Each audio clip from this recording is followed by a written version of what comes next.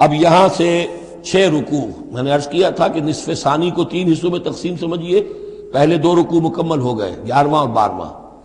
اب 6 رکوع مسلسل چلیں گے غزوہ احد کے حالات پر۔ پہلے وہ غزوہ سمجھ لیجئے کہ تھا کیا۔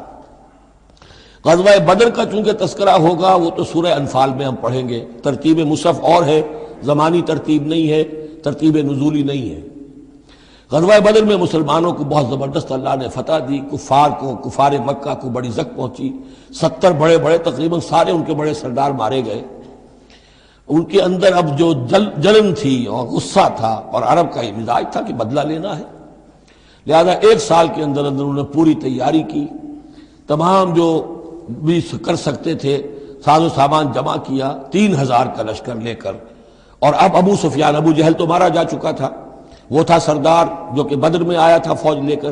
اب ابو سفیان جو ہیں وہ چونکہ بعد میں ایمان لے آئے، ان کے نام کو تو ہم ادب کے ساتھ ہی لیں گے، اب وہ سردار تھے اس وقت، اور وہ 3000 کا لشکر لے کر آئے، اور اس دفعہ وہ اتنا اہتمام کر کے آئے تھے کہ ہماری فتح یقینی ہے، اپنے بچوں کو خاص طور پہ خواتین کو بھی ساتھ لے کر آئے تاکہ ہمارے اندر غیرت رہے کہ ہماری عورتیں بھی ساتھ ہیں، اگر کہیں میدان سے ہمارے قدم اکھڑ گئے تو ہماری عورتیں جو ہے وہ قبضے میں چلی جائیں گی مسلمانوں کے۔ تو ہند جو تھی، اس کی بیوی ابو سفیان کی بیوی ہند، وہ بھی ایمان لے آئی بعد میں، لیکن عتبہ کی بیٹی تھی، اس کا باپ اور بھائی عتبہ ابن ربیعہ، اور چچا اس کا اور بھائی، یہ 3 جو ہیں بدر میں قتل ہو چکے تھے، مسلمانوں کے ہاتھوں واصل جہنم ہو چکے تھے۔ تو ہند کے سینے کے اندر بھی انتقام کی آگ تھی۔ باقی تو یہ کہ کوئی گھر بچا ہی نہیں تھا مکے کا جن کا کوئی نہ کوئی آدمی مارا نہ گیا، اور 70 آدمی مارے گئے تھے۔ اب یہ جب لوگ آئے ہیں تو ادھر حضور نے مشورہ کیا صحابہ سے کہ کیا کرنا چاہیے، لشکر آ گیا 3000 کا۔ کچھ لوگوں نے کہا کہ ٹھیک ہے، کھل کر مقابلہ کریں گے، ڈٹ کر مقابلہ کریں گے، چلیں گے میدان میں۔ حضور کا اپنا رجحان ادھر تھا کہ یہ صورتحال ایسی ہے کہ ہم اگر مدینے میں محصور رہ کر مقابلہ کریں تو بہتر ہے۔ لیکن جو لوگ بدر کے بعد ایمان لائے تھے، ایک تو ان کا جوش و خروش تھا، ان کا ہمیں تو شہادت چاہیے، ہمیں آخر اس موت سے کیا ڈر ہے، شہادت ہے مطلوب و مقصود مومن، نہ مال غنیمت نہ کشور کشائی۔ تو حضور نے ان کا لحاظ کرتے ہوئے آپ نے فیصلہ کر دیا ٹھیک ہے، ہم میدان میں جائیں گے، کھل کر مقابلہ کریں گے۔ اس پر جب وہ مقابلے میں پہنچ گئے ہیں، آپ لے کر گئے تھے 1000 آدمی باہر۔ جب آمنا سامنا ہوا ہے تو وہاں عبداللہ ابن ابی یہ کہہ کر اپنے 300 آدمیوں کو لے کے واپس آ گیا۔ اتفاقاً اس کی رائے بھی یہ تھی کہ کھلے میدان میں جنگ مت کرو، بلکہ یہ کہ محصور ہو کر، جو حضور کی رائے تھی وہی اس کی بھی تھی اس وقت۔ لیکن اس وقت وہ یہ کہہ کر کہ جب ہماری بات نہیں مانی جاتی تو ہم خام خواہ کیوں اپنی جانیں جو ہے جوکھوں میں ڈالیں، وہ 300 آدمی لے گیا تو رہ گئے صرف 700۔ ان 700 میں سے بھی 2 گھرانے ایسے تھے، بنو حارثہ بنو سلمہ، ان کے قدم بھی تھوڑی دیر کے لیے ڈگمگائے، لیکن پھر ان کو اللہ تعالیٰ نے حوصلہ دیا اور وہ جم گئے، وہ 300 چلے گئے۔ اس کے بعد اللہ نے وعدہ کیا ہوا تھا مدد کا، جنگ ہوئی، مدد آئی اور اللہ نے فتح دے دی۔ لیکن وہ ایک درہ تھا مسلمانوں کی پشت پر پہاڑ میں۔ حضور کو اندیشہ تھا کہ ایسا نہ ہو کہ وہاں سے ہم پر حملہ ہو جائے تو 2 طرف سے ہم چکی کے پاٹ کے درمیان، 2 پاٹوں کے درمیان آ جائیں۔ وہاں 50 تیر انداز آپ نے مقرر کر دیے تھے کہ یہاں سے مت ہلنا، چاہے تم یہ دیکھو کہ ہم سب مارے گئے اور ہمارے گوشت جو ہے وہ کوے اور چیلیں کھا رہے ہیں، تب بھی تم نے نہیں ہلنا یہاں سے۔ لیکن جب مسلمانوں کو فتح ہو گئی وہاں اختلاف ہو گیا کہ حضور نے جو فرمایا تھا وہ شکست کے سلسلے میں تھا، اب تو فتح ہو گئی ہے، چلو اب چل کے مال غنیمت جمع کرنے میں باقی تم لوگوں کا ساتھ دو۔ جو وہاں کے لوکل کمانڈر تھے وہ منع کرتے رہے کہ ہرگز مت ہلو، حضور کا حکم یاد رکھو۔ وہ تعویل کر چکے تھے حضرت حضور کے حکم کی۔ 35 چلے گئے، 15 رہ گئے۔ خالد ابن ولید اس وقت جو تھے، کیولری جو تھی، جو گھڑ سوار تھے ان کے جو ہے وہ کمانڈر خالد ابن ولید تھے، ایمان نہیں لائے تھے ابھی۔ ان کی عقابی نگاہ نے دیکھ لیا کہ وہ درہ خالی ہے، تو ادھر تو شکست ہو رہی ہے، وہ اپنا 100 گھوڑوں کا جتنا بھی گھوڑے تھے ان کا لے کر پورا کا پورا رسالہ، اور وہ پیچھے سے آ کر حملہ کیا اور وہ فتح شکست میں بدل گئی۔ 70 صحابہ شہید ہو گئے، حضور بھی زخمی ہو گئے، دندان مبارک شہید ہوئے، خون اتنا گیا کہ یہ بھی مشہور ہو گیا کیونکہ بے ہوشی طاری ہو گئی تھی کہ حضور کا انتقال ہو گیا ہے۔ لیکن پھر یہ ہے کہ ہمت کر کے لوگوں جمع ہوئے، حضور نے لوگوں کو پکارا، پھر آپ نے یہ فیصلہ کیا کہ پہاڑ پر چڑھ کر اور وہاں پر اس وقت بچاؤ کر لیا جائے، تو تمام مسلمان پہاڑ پر چڑھ گئے۔ اب موقع یہ تھا ان کے لیے، ابو سفیان اور دوسری طرف جو یہ ان کے ساتھی جو کیولری کے سردار تھے خالد ابن ولید، ان میں اختلاف ہو گیا۔ خالد ابن ولید کا کہنا یہ تھا کہ ان کا پیچھا کرو اور ختم کر کے ہی چلو یہاں سے، پہاڑ پر چڑھو۔ ابو سفیان نے کہا نہیں، یہ بہت خطرے کی بات ہے، وہ اونچائی پر ہے، اوپر سے پتھر پھینکیں گے اور ہمارے گھوڑوں کا بھی نقصان ہوگا، ہمارا بھی ہوگا، اب ہم نے بدر کا بدلہ لے لیا ہے، اب ہم چلتے ہیں۔ وہ وہاں سے چلے گئے۔ بہرحال یہ ہے پورا سلسلہ کہ جس کے اب واقعات اس میں آئیں گے، تو ایک سکیچ میں نے آپ کے سامنے رکھ دیا ہے۔ وَإِذْ غَدَوْتَ مِنْ أَهْلِكَ تُبَوِّئُ الْمُؤْمِنِينَ مَقَاعِدَ لِلْقِتَالِ، اور یاد کریے اے نبی صلی اللہ علیہ وسلم، جب کہ آپ صبح کو اپنے گھر سے نکلے تھے، اپنے حضرت عائشہ صدیقہ کے حجرے سے آپ برآمد ہوئے تھے، تُبَوِّئُ الْمُؤْمِنِينَ، اور آپ لوگوں کو مقاعد للقتال، آپ لوگوں کو ان کے مورچوں میں بٹھا رہے تھے، یعنی آپ جب صف بندی کر رہے تھے وہاں اور مورچے معین کر رہے تھے۔ واللہ سمیع علیم، اللہ سب کچھ سننے والا اور جاننے والا ہے۔ اذ ہمت طائفتان منکم ان تفشلا، جبکہ دو گروہ تم میں سے ایسے تھے اے مسلمانوں کہ وہ کچھ کمزوری انہوں نے دکھائی، نامردی کا مظاہرہ کیا، ان کے پاؤں لڑکھڑائے۔ واللہ ولیہما، حالانکہ اللہ تعالیٰ ان کا پشت پناہ تھا۔ وعلی اللہ فلیتوکل المؤمنون، اور اللہ تعالیٰ پر ہی توکل کرنا چاہیے اہل ایمان کو۔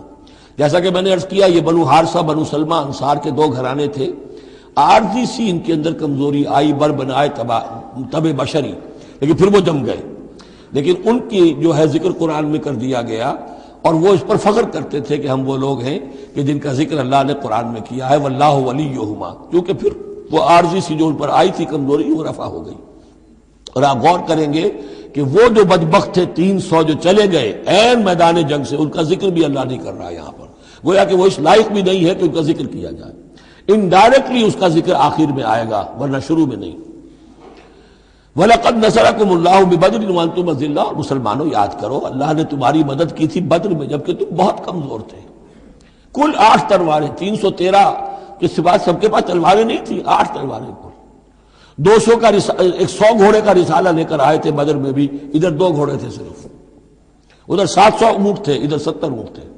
یہ کوئی 313 کے مقابلے میں 1000، اللہ نے تمہاری مدد کی تھی۔ وَلَقَدْ نَصَرَكُمُ اللَّهُ بِبَدْرٍ وَأَنْتُمْ أَذِلَّةٌ، تم بہت کمزور تھے اس وقت۔ فَاتَّقُوا اللَّهَ لَعَلَّكُمْ تَشْكُرُونَ، تو اللہ کا تقوی اختیار کرو تاکہ تم اللہ کا صحیح معنی میں شکر ادا کر سکو۔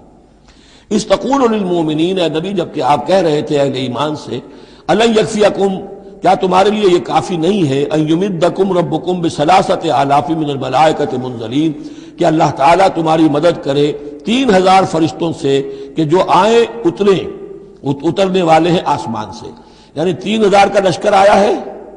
تو اے مسلمانوں میں تمہیں خوشخبری دیتا ہوں، اللہ تعالیٰ 3000 فرشتے تمہاری مدد کو بھیجے گا۔ بلا، حضور نے اللہ تعالیٰ کی طرف سے آ رہا، یہ بات تو حضور نے فرمائی تھی، اللہ تعالیٰ نے حضور کی اس دعا، گویا کہ دعا کہہ لیجئے یا جو بھی آپ نے پیشن گوئی کی، ایک طرح کا استدعا بھی ہو سکتی تھی کہ اللہ سے اس طریقے سے آپ یہ استدعا کر رہے ہوں، تو فوراً اس کی منظوری کا اعلان ہو گیا، بلا کیوں نہیں۔ ان تصبروا وتتقوا، مسلمانوں اگر تم صبر کرو گے اور تقوی کی روش پر رہو گے، وَيَأْتُوكُم مِّن فَوْرِهِمْ هَٰذَا، اور اگر وہ فوری طور پر تم پر حملہ آور ہو جائے دشمن، يُمْدِدْكُمْ رَبُّكُمْ بِخَمْسَةِ آلَافٍ، تو اللہ تو تمہاری مدد کرے گا تمہارا پروردگار 3000 نہیں 5000 فرشتوں کے ذریعے سے، مصوبین جو نشان زدہ گھوڑوں کے اوپر آئیں گے۔ لیکن اس کے ساتھ دیکھیے وَمَا جَعَلَهُ اللَّهُ إِلَّا بُشْرَىٰ لَكُمْ، لیکن یہ سب بھی اللہ تعالیٰ کی طرف سے ایک بشارت کے طور پر تمہیں بتا دیا گیا، وَلِتَطْمَئِنَّ قُلُوبُكُمْ بِهِ، اور تاکہ تمہارے دل مطمئن ہو جائیں۔ وَمَا النَّصْرُ إِلَّا مِنْ عِنْدِ اللَّهِ، مدد تو ہوتی ہی اللہ کی طرف سے ہے، فرشتوں کا بھیجنا بھی ضروری نہیں ہے، اللہ فرشتوں کو بھیجے بغیر مدد کر سکتا ہے، کن فیکون کی شان رکھتا ہے۔ لیکن تمہاری طبع بشری کے حوالے سے تمہیں یہ خبر دی گئی ہے کہ 3000 کی اگر دشمن سامنے ہے تو تمہیں 3 نہیں 5000، اگر وہ فوری طور پر آگے حملہ آور ہو گئے تو 5000 تمہیں فرشتے بھیج دیں گے۔ لِيَقْطَعَ طَرَفًا مِّنَ الَّذِينَ كَفَرُوا، یہ اللہ تعالیٰ چاہتا ہے کہ یہ کافروں کا ایک بازو کاٹ دے، اور یکبتہم، یا ان کو ذلیل کر دے، فینقلبوا خائبین، تاکہ پھر وہ لوٹ جائیں بہت ہی خائب و خاسر ہو کر، ناکام ہو کر۔ اب یہ گفتگو ذہن میں رکھیے، ترتیب جو ہے وہ نہیں ہے، پہلے جو ذکر ہو رہا ہے وہ تو آپ میدان جنگ میں پہنچ چکے تھے، اور یہ ذکر ہو رہا ہے اس سے پہلے کا، جب خبریں پہنچی ہوں گی کہ 3000 کا لشکر آ رہا ہے، اس وقت جو گفتگو ہوئی ہے۔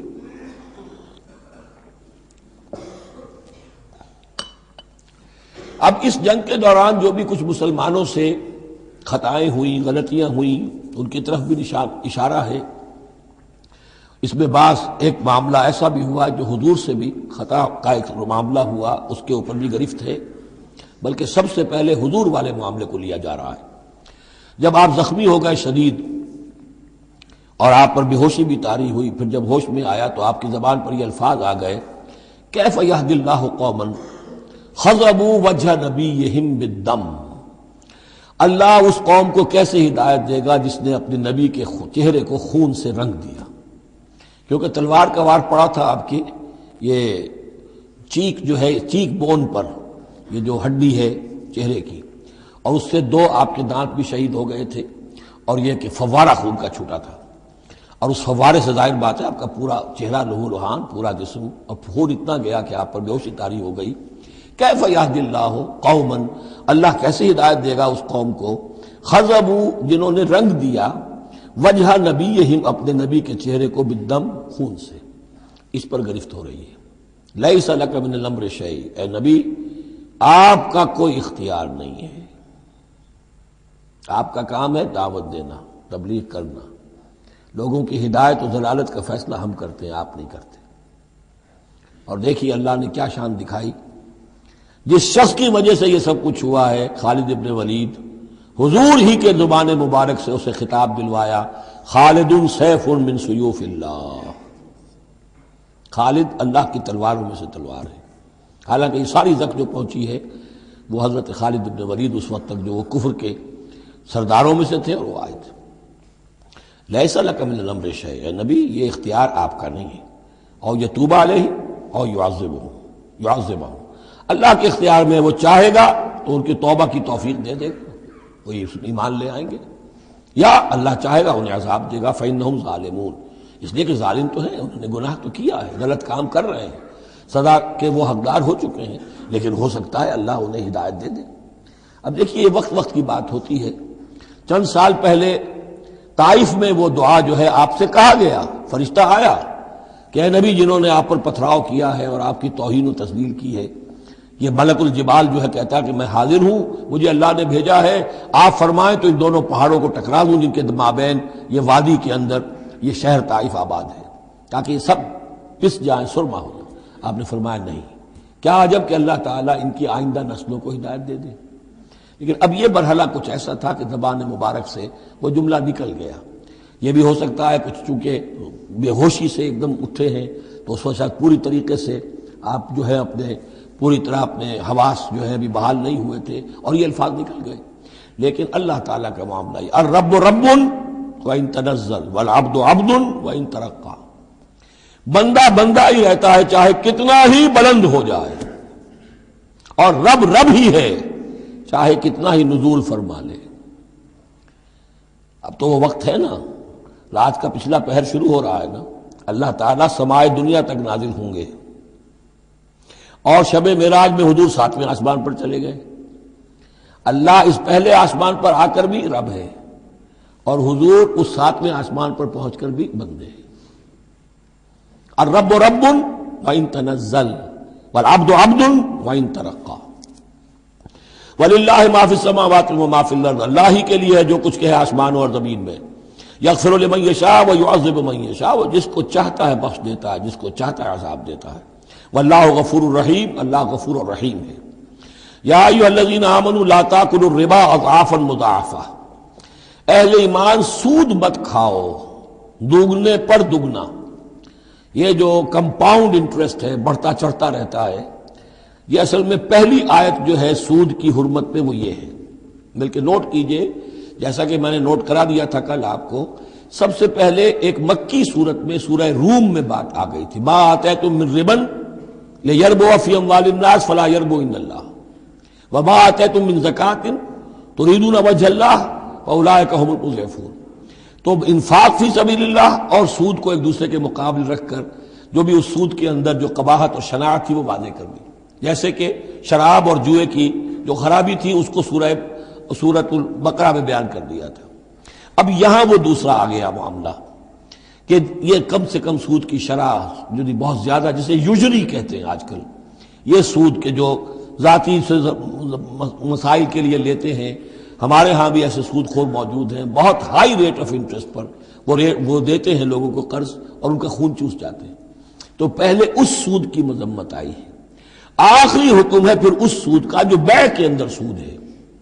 وہ ہے وہ حکم کہ جو سن 9 میں نازل ہوا، لیکن ترتیب مصحف میں وہ سورہ بقرہ میں ہے. وہ پورا رکوع ہم پڑھ چکے ہیں، اور اس رکوع کی آخری آیت وہ ہے جو قرآن مجید کی آخری آیت ہے ترتیب نزولی میں، وَاتَّقُوا يَوْمًا تُرْجَعُونَ فِيهِ إِلَى اللَّهِ. یہ کیوں یہاں پر آیت آئی ہے؟ اس لیے کہ محسوس ایسا ہوتا ہے کہ وہ جو 35 تیر انداز وہاں سے چھوڑ کر چلے گئے تھے تو کوئی ان کے تحت الشعور میں مال غنیمت کی کوئی طلب تھی جو نہیں ہونی چاہیے تھی. اس حوالے سے کہ سود خوری جو بھی ہے یہ انسان کے اندر مال سے محبت ایسی پیدا کر دیتی ہے جس کی وجہ سے اس کے کردار کے اندر بڑے بڑے خلا پیدا ہو سکتے ہیں. لہذا یہاں اسی کے حوالے سے یا ایھا الذین آمنوا لا تاکلوا الربا اضعافا مضاعفۃ واتقوا اللہ لعلکم تفلحون، اور اللہ کا تقوی اختیار کرو تاکہ تم فلاح پاؤ. واتقوا النار التی اعدت للکافرین، اس آگ سے بچو، ڈرو اس آگ سے جو کافروں کے لیے تیار کی گئی ہے، بھڑکائی گئی ہے. وَأَطِيعُوا اللَّهَ وَالرَّسُولَ لَعَلَّكُمْ تُرْحَمُونَ، اور اللہ اور اس کے رسول کی اطاعت کرتے رہو تاکہ تم پر رحم کیا جائے. وَسَارِعُوا إِلَىٰ مَغْفِرَةٍ مِّن رَّبِّكُمْ، اور دوڑو اپنے رب کی مغفرت کے حصول کے لیے. وَجَنَّةٍ عَرْضُهَا السَّمَاوَاتُ وَالْأَرْضُ، اور اس جنت کو حاصل کرنے کے لیے جس کا پھیلاؤ آسمانوں اور زمین جتنا ہے. اعدت للمتقین، وہ تیار کی گئی ہے، سنواری گئی ہے، اس کا سنگھار کیا گیا ہے اہل تقوی کے لیے. الذین ينفقون فی السراء والضراء، وہ لوگ جو خرچ کرتے ہیں سود کے مقابلے میں انفاق. یہ تقابل پھر دیکھ لیجئے، جو خرچ کرتے ہیں سرائے خوشی میں بھی، والضراء خود تنگ دست ہے تب بھی کرتے ہیں چاہے تکلیف میں ہیں. والکاظمین الغیظ، اور وہ لوگ جو اپنے غصے کو پی جانے والے ہیں. والعافین عن الناس، اور وہ لوگ جو لوگوں کی خطاؤں سے درگزر کرتے ہیں انہیں معاف کر دیتے ہیں. واللہ یحب المحسنین، اللہ تعالیٰ ایسے محسنین کو پسند کرتا ہے. یہ درجہ احسان ہے، اسلام، ایمان، پھر احسان. والذین اذا فعلوا فاحشۃ او ظلموا انفسهم، اور اگر ان میں سے کبھی کسی سے کوئی غلطی ہو جاتی ہے کہ اگر وہ کر بیٹھیں کوئی کھلا گناہ، کوئی بے حیائی کا ارتکاب، یا اپنے اوپر کوئی اور ظلم کر بیٹھیں، ذکر اللہ، فوراً انہیں اللہ یاد آ جاتا ہے. فاستغفروا لذنوبہم، تو وہ اللہ تعالیٰ سے استغفار کرتے ہیں. یہ مضمون سورہ نساء میں آئے گا کہ اللہ تعالیٰ نے اپنے اوپر واجب ٹھہرایا ہے کہ جو شخص مسلمان صاحب ایمان کو خطا اس سے ہو جائے اور وہ فوراً توبہ کر لے تو اللہ تعالیٰ جو ہے اس نے اپنے اوپر واجب ٹھہرا لیا ہے کہ اس کی دعا کو ضرور قبول کرے گا.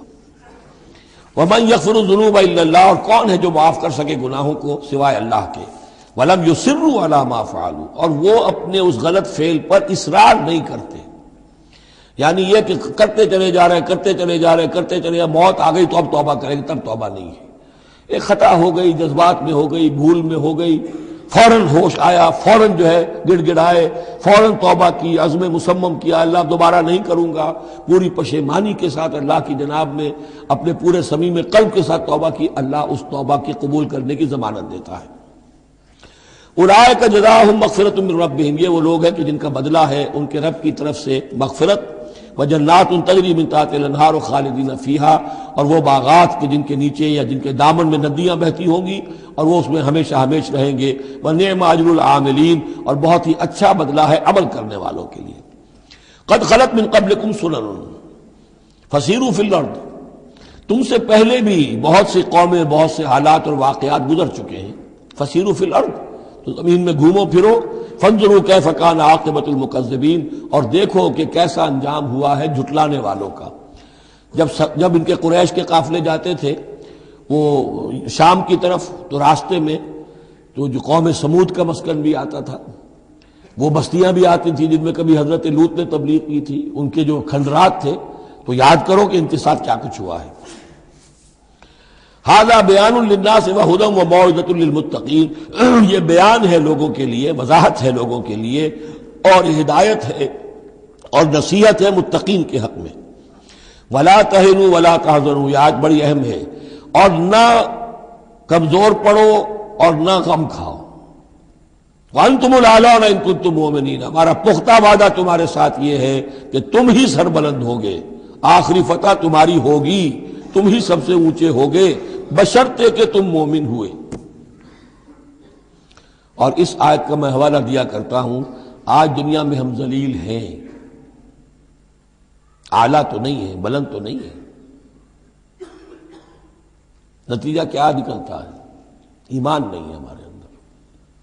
ایک عقیدہ ہے، موروثی عقیدہ ہے، ایمان، یقین والا ایمان، burning faith, living faith, conviction, وہ کہاں ہے؟ یا پھر قرآن اللہ کا کہنا جھوٹ ہے، انتم الاعلون ان کنتم مؤمنین۔ ہو نہیں سکتا کہ امت کے اندر ایمان موجود ہو اور پھر وہ دنیا میں ذلیل و خوار ہو۔ ان یمسسکم قرح فقد مس القوم قرح مثلہ۔ اب ظاہر بات ہے کہ اتنی بڑی جو ایک چوٹ پہنچی تھی، 70 صحابہ شہید ہو گئے، اس میں حضرت حمزہ بھی ہے، مصعب بن عمیر بھی ہے، انصار کا کوئی گھرانہ نہیں تھا۔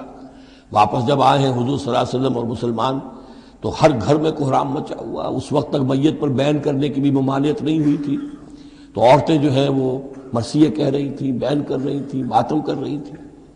اس حال میں خود حضور صلی اللہ علیہ وسلم کی زبان مبارک سے الفاظ نکل گئے، اما حمزہ تو فلا بواکی لہو، ہائے حمزہ کے لیے تو کوئی رونے والی بھی نہیں، کیونکہ حمزہ کی کون یہاں خواتین ہیں رشتہ دار؟ حمزہ تو مہاجر تھے۔ انصار کے گھرانے میں جو خواتین ہیں وہ تو اپنے اپنے مردوں کی، اپنے اپنے شہیدوں کی، مقتولوں کی جو ہے وہ کر رہی ہیں، بیان کر رہی ہیں۔ اس پر پھر انصار نے جا کر اپنے گھروں سے خواتین کو حضرت صفیہ کے گھر بھیجا، حضرت حمزہ کی ہمشیرہ، کہ وہاں جا کر تعزیت کرو۔ تو بہرحال دکھ تو محمد کو بھی پہنچا ہے صلی اللہ علیہ وسلم، آخر یہ حساس دل تھا آپ کا، پتھر کا کوئی ٹکڑا تو نہیں تھا سینے کے اندر، جو بھی زخم پہنچی ہے۔ یہاں اللہ تعالیٰ اہل ایمان کی دلجوئی کے لیے کہہ رہا ہے کہ اتنے غمگین نہ ہو، اتنے ملول نہ ہو، اتنے دل گرفتہ نہ ہو۔ ان یمسسکم قرح، اگر تمہیں کوئی چرکا لگا ہے اب، فقد مس القوم قرح مثلہ، تو تمہارے دشمن کو اس جیسا ہی چرکا لگ چکا ہے کہ نہیں؟ 1 سال پہلے ان کے 70 مارے گئے تھے کہ نہیں؟ وَتِلْكَ الْأَيَّامُ نُدَاوِلُهَا بَيْنَ النَّاسِ، اور یہ تو دن ہیں جن کو ہم لوگوں میں الٹ پھیر کرتے رہتے ہیں، اونچ نیچ، ایک سی کیفیت ہم نہیں رکھتے۔ وَلِيَعْلَمَ اللَّهُ الَّذِينَ آمَنُوا، اور یہ اس لیے ہوتا ہے کہ اللہ دیکھ لے کہ کون حقیقتاً مومن ہے، اس لیے کہ امتحان نہ آئے، آزمائش نہ آئے، تکلیف نہ آئے، قربانی نہ دینی پڑے، کوئی زک نہ پہنچے، تو سبھی مومن ہے پھر تو۔ وہ تو پتہ چلتا ہے کہ کون ثابت قدم رہا، کس نے اپنا سب کچھ لگا دیا، کس نے صبر کیا۔ تو اللہ تعالیٰ جاننا چاہتا ہے، دیکھنا چاہتا ہے۔ وَلِيَعْلَمَ اللَّهُ الَّذِينَ آمَنُوا وَيَتَّخِذَ مِنكُمْ شُهَدَاءَ، اللہ چاہتا ہے تم میں سے کچھ کو مقام شہادت عطا کرے، اپنی گواہی کے لیے قبول کر لے انہیں۔ وَاللَّهُ لَا يُحِبُّ الظَّالِمِينَ، اللہ ظالموں کو پسند نہیں کرتا۔ اگر تمہیں تکلیف پہنچی اس کا یہ مطلب نہیں ہے کہ اللہ تعالیٰ نے کفار کی مدد کی ہے، کفار کو پسند کیا، معاذ اللہ۔ وَلِيُمَحِّصَ اللَّهُ الَّذِينَ آمَنُوا وَيَمْحَقَ الْكَافِرِينَ، اور یہ اس لیے ہوا ہے کہ اللہ تعالیٰ اہل ایمان کو بالکل پاک کر دے۔ یعنی تمہارے ہاں اب خاص طور پر جو انصار مدینہ ہیں، جو ابھی ایمان لائے ہیں، ان میں کچھ کچے بھی ہیں، پکے بھی ہیں۔ اللہ چاہتا ہے کہ وہ پوری طریقے سے پک بھی جائیں، اور اگر کوئی کچا ہی رہنا ہے تو وہ کٹ بھی جائے، تاکہ جماعت کی بحثیت مجبوری جو ہے اس کی قوت کو ضعف نہ پہنچے۔ تو پاک کر لینا، تمحیص، بحث و تمحیص میں یہ لفظ ہم استعمال کرتے ہیں۔ بحث کہتے ہیں کھریدنے کو، جیسے جانور جو ہے، کوا جو ہے زمین کو کھریدے گا، پھر جو اسے نظر آئے گا کوئی دانہ ہے یا کوئی کنکر ہے تو علیحدہ کرے گا، اور دانے کو کھائے گا، کنکر کو چھوڑ دے گا۔ تو بحث ہے کھریدنا، اور تمحیص ہے جدا کر دینا۔ جو اس کے لیے ایٹیبل ہے، جس کو کھانے کا اس کے لیے ہے صحیح، اس کو لے لے گا۔ تو اللہ تعالیٰ بھی تمہارے اندر جو گڑبڑ ہو گئے ہیں، کچھ مومن صادق بھی ہیں، کچھ منافق بھی ہیں، کچھ پختہ ایمان والے بھی ہیں، کچھ کمزور ایمان والے بھی ہیں، تو یہ تمحیص کی ہے اللہ نے، دکھا دیا یہ 300 اور یہ عبداللہ ابن ابی یہ منافق ہیں، تمہیں نظر آ گیا نہیں؟ ورنہ کیسے نظر میں آتا؟ وَلِيُمَحِّصَ اللَّهُ الَّذِينَ آمَنُوا، تاکہ اللہ تعالیٰ اہل ایمان کو بالکل خالص کر دے، وَيَمْحَقَ الْكَافِرِينَ، اور کافروں کو مٹا دے۔ ام حسبتم ان تدخلوا الجنہ، اب یہ آیت تقریباً وہی ہے وہ جو اس سے پہلے ہم پڑھ چکے ہیں، نوٹ کر لیجئے، وہاں وہ آیت نمبر 142 تھی، 214، اور یہاں 142 ہے، ڈیجٹس وہی ہیں، آگے پیچھے ان کی ترتیب بدلی ہوئی ہے، اور جمع کریں گے تو 7 کا ہندسہ بنے گا۔ آیت نمبر 214 تھی، ام حسبتم ان تدخلوا الجنہ ولما یاتکم مثل الذین خلوا من قبلکم مستهم الباساء والضراء وزلزلوا حتى يقول الرسول والذين آمنوا معه متى نصر الله الا ان نصر الله قریب۔ وہی ہے آیت اب یہ ام حسبتم ان تدخلوا الجنہ، کیا تم نے سمجھا تھا کہ جنت میں داخل ہو جاؤ گے؟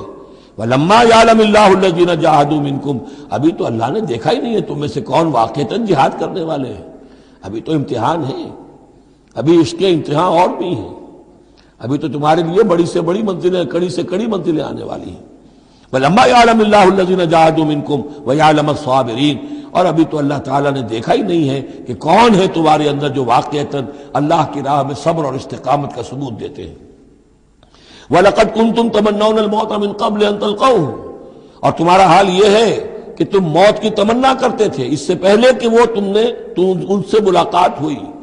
یہ وہ جو نئے لوگ ایمان لائے تھے اور نوجوان تھے، ان کا تھا ہمیں تو شہادت چاہیے اور ہم تو کھلے میدان میں جائیں گے، یہ اب ان کے اوپر تھوڑا سا تبصرہ ہو رہا ہے کہ اس وقت تو شہادت کا بڑا ذوق و شوق جو ہے اور جوش جہاد اور ذوق شہادت کا اظہار ہو رہا تھا، اب تم نے موت دیکھ لی ہے نا،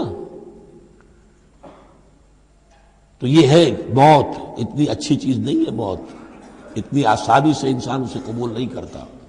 وَلَقَدْ كُنْتُمْ تَمَنَّوْنَ الْمَوْتَ مِنْ قَبْلِ أَنْ تَلْقَوْهُ، تم تمنائے کرتے تھے موت کی، شہادت کی، اس سے پہلے کہ اس سے ملاقات ہوتی۔ فَقَدْ رَأَيْتُمُوهُ وَأَنْتُمْ تَنْظُرُونَ، تو اب تم نے اسے دیکھ لیا ہے اپنی آنکھوں سے، نگاہوں سے موت نکلی۔ وَمَا مُحَمَّدٌ إِلَّا رَسُولٌ، اسی میں ایک دفعہ یہ بھی ہو گیا تھا کہ کچھ لوگوں نے یہ کہا کہ جب محمد کا انتقال ہو گیا تو اب کس لیے جنگ کرنی ہے؟ حضرت عمر بھی ہیں ان میں سے، جب خبر یہ اڑ گئی کہ حضور فوت ہو گئے، انہوں نے تلوار پھیر دی اور بیٹھ گئے، اب کس کے لیے جنگ کرنی؟ تو اس میں کہا گیا کہ یہ تو تمہارا غلط رویہ ہے، گرفت ہو رہی ہے، ہر ایک کے اوپر گرفت ہوگی، پہلی گرفت محمد پر ہو گئی صلی اللہ علیہ وسلم، لیس لک من الامر شیء۔ تو حضرت عمر بہرحال حضور کے مقابلے میں تو کوئی حیثیت نہیں، ان پر بھی گرفت ہو رہی ہے۔ وما محمد الا رسول، اور محمد کچھ نہیں ہے اس کے سوا کہ وہ اللہ کے رسول ہیں، وہ معبود تو نہیں ہے۔ تم ان کے لیے تو جہاد نہیں کر رہے، تم جہاد اللہ کے لیے کر رہے ہو، دین کا غلبہ جو ہے وہ اللہ کے دین کا غلبہ ہے۔ محمد کی حیثیت کیا ہے؟ وہ تو اللہ کے رسول ہیں۔ وما محمد الا رسول قد خلت من قبلہ الرسل، اور ان سے پہلے بہت سے رسول گزر چکے۔ افئن مات، تو اگر وہ ان کا انتقال ہو جائے، او قتلا، یا بالفرض وہ قتل ہو جائیں، انقلبتم علی اعقابکم، تو کیا تم اپنی ایڑیوں کے بل لوٹ جاؤ گے؟ یہی تمہارے دین اور ایمان کی حقیقت ہے۔ وَمَن يَنْقَلِبْ عَلَىٰ عَقِبَيْهِ فَلَن يَضُرَّ اللَّهَ شَيْئًا، اور جو کوئی بھی اپنی ایڑیوں کے بل لوٹ جائے گا وہ اللہ کو کوئی نقصان نہیں پہنچائے گا۔ وَسَيَجْزِي اللَّهُ الشَّاكِرِينَ، ہاں اللہ بدلہ دے گا شکر کرنے والوں کو۔ حضرت عمر چونکہ جذباتی انسان تھے، اس میں کوئی شک نہیں، تقریباً یہی کیفیت حضور کے انتقال پر پھر ہو گئی تھی ان کی، تلوار کھینچ کر بیٹھ گئے تھے، جو کہے گا محمد کا انتقال ہو گیا سر اڑا دوں گا اس کا۔ وہ تو پھر حضرت ابو بکر آئے، وہ یار غار، ثانی اسلام و غار و بدر و قبر، وہ آئے ہیں، ان کے لیے چونکہ رکاوٹ نہیں تھی، حضرت عمر تو اندر جا نہیں سکتے تھے، حضرت عائشہ کا حجرہ تھا، اب حضرت عائشہ بیٹی ہیں حضرت ابو بکر کی، وہ سیدھے گئے حجرے میں، جا کر چہرے مبارک پر چادر تھی ہٹائی اور آپ کی پیشانی کو بوسہ دیا اور کہا کہ اب دوبارہ موت آپ پر وارد نہیں ہوگی، اب تو حیات جاویدانی آپ کو حاصل ہو چکی۔ پھر باہر آ کر یہی آیت پڑھی، وما محمد الا رسول قد خلت من قبلہ الرسل افئن مات او قتل انقلبتم علی اعقابکم۔ حضرت عمر کہتے ہیں مجھے محسوس ہوا جیسے یہ آیت ابھی نازل ہوئی ہے، اتنا اثر ہوا۔ یہ عظیمت تھی حضرت ابو بکر کی، بہت بلند مقام ہے حضرت ابو بکر کا۔ وما کان لنفس ان تموت الا باذن اللہ، اور کسی جان کے لیے یہ ممکن ہی نہیں ہے کہ وہ مر سکے، اس پر موت وارد ہو مگر اللہ کے حکم سے۔ کتابا مؤجلا، وہ تو لکھی ہوئی شے ہے اجل معین کے ساتھ، ہر ایک کا وقت طے ہے۔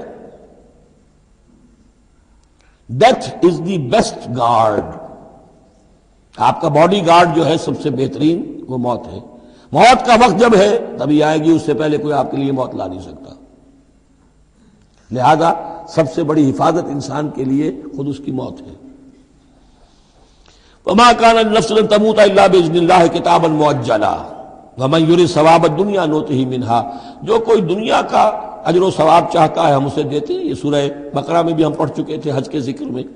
ومن يريد ثواب الآخرة نؤته منها، اور جو واقعتاً آخرت کا ثواب چاہتا ہے، بدلہ چاہتا ہے، جزا چاہتا ہے اپنے اعمال کی، ہم اس میں سے اس کو دیں گے۔ وسنجزی الشاکرین، اور شکر کرنے والوں کا کو ہم جزا دیں گے۔ وَكَأَيٍّ مِّن نَّبِيٍّ قَاتَلَ مَعَهُ رِبِّيُّونَ كَثِيرٌ، اور اے مسلمانوں یہ تمہارے ساتھ جو واقعہ پیش آیا ہے وہ پہلا تو نہیں ہے، کتنے ہی نبی ایسے گزرے ہیں کہ ان کے ساتھ ہو کر ربیون، یہ ربی ربائی جو ان کا یہودیوں کے ہاں آج بھی لفظ چلتا ہے، ربانیون ربائز ربی، جو اللہ والے ہیں، اللہ کے ماننے اور چاہنے والے، اللہ کے متوالے، اللہ کے دیوانے۔ کائیم من نبی، کتنے ہی نبی گزرے ہیں، قاتل معاہو، ان کے ساتھ ہو کر جنگ کیا، ربیون نے، کثیر، اللہ والوں نے، اللہ کے غلاموں نے، اللہ کے عاشقوں نے۔ فما وہنوا لما اصابہم فی سبیل اللہ، تو اللہ کی راہ میں جو بھی تکلیفیں ان پر آئیں اس میں انہوں نے جی نہیں ہارا، وما ضعفوا، نہ انہوں نے کمزوری دکھائی، وما استکانوا، نہ ہمت ہاری، واللہ یحب الصابرین، اور اللہ تعالیٰ کو ایسے صابروں ہی سے محبت ہے۔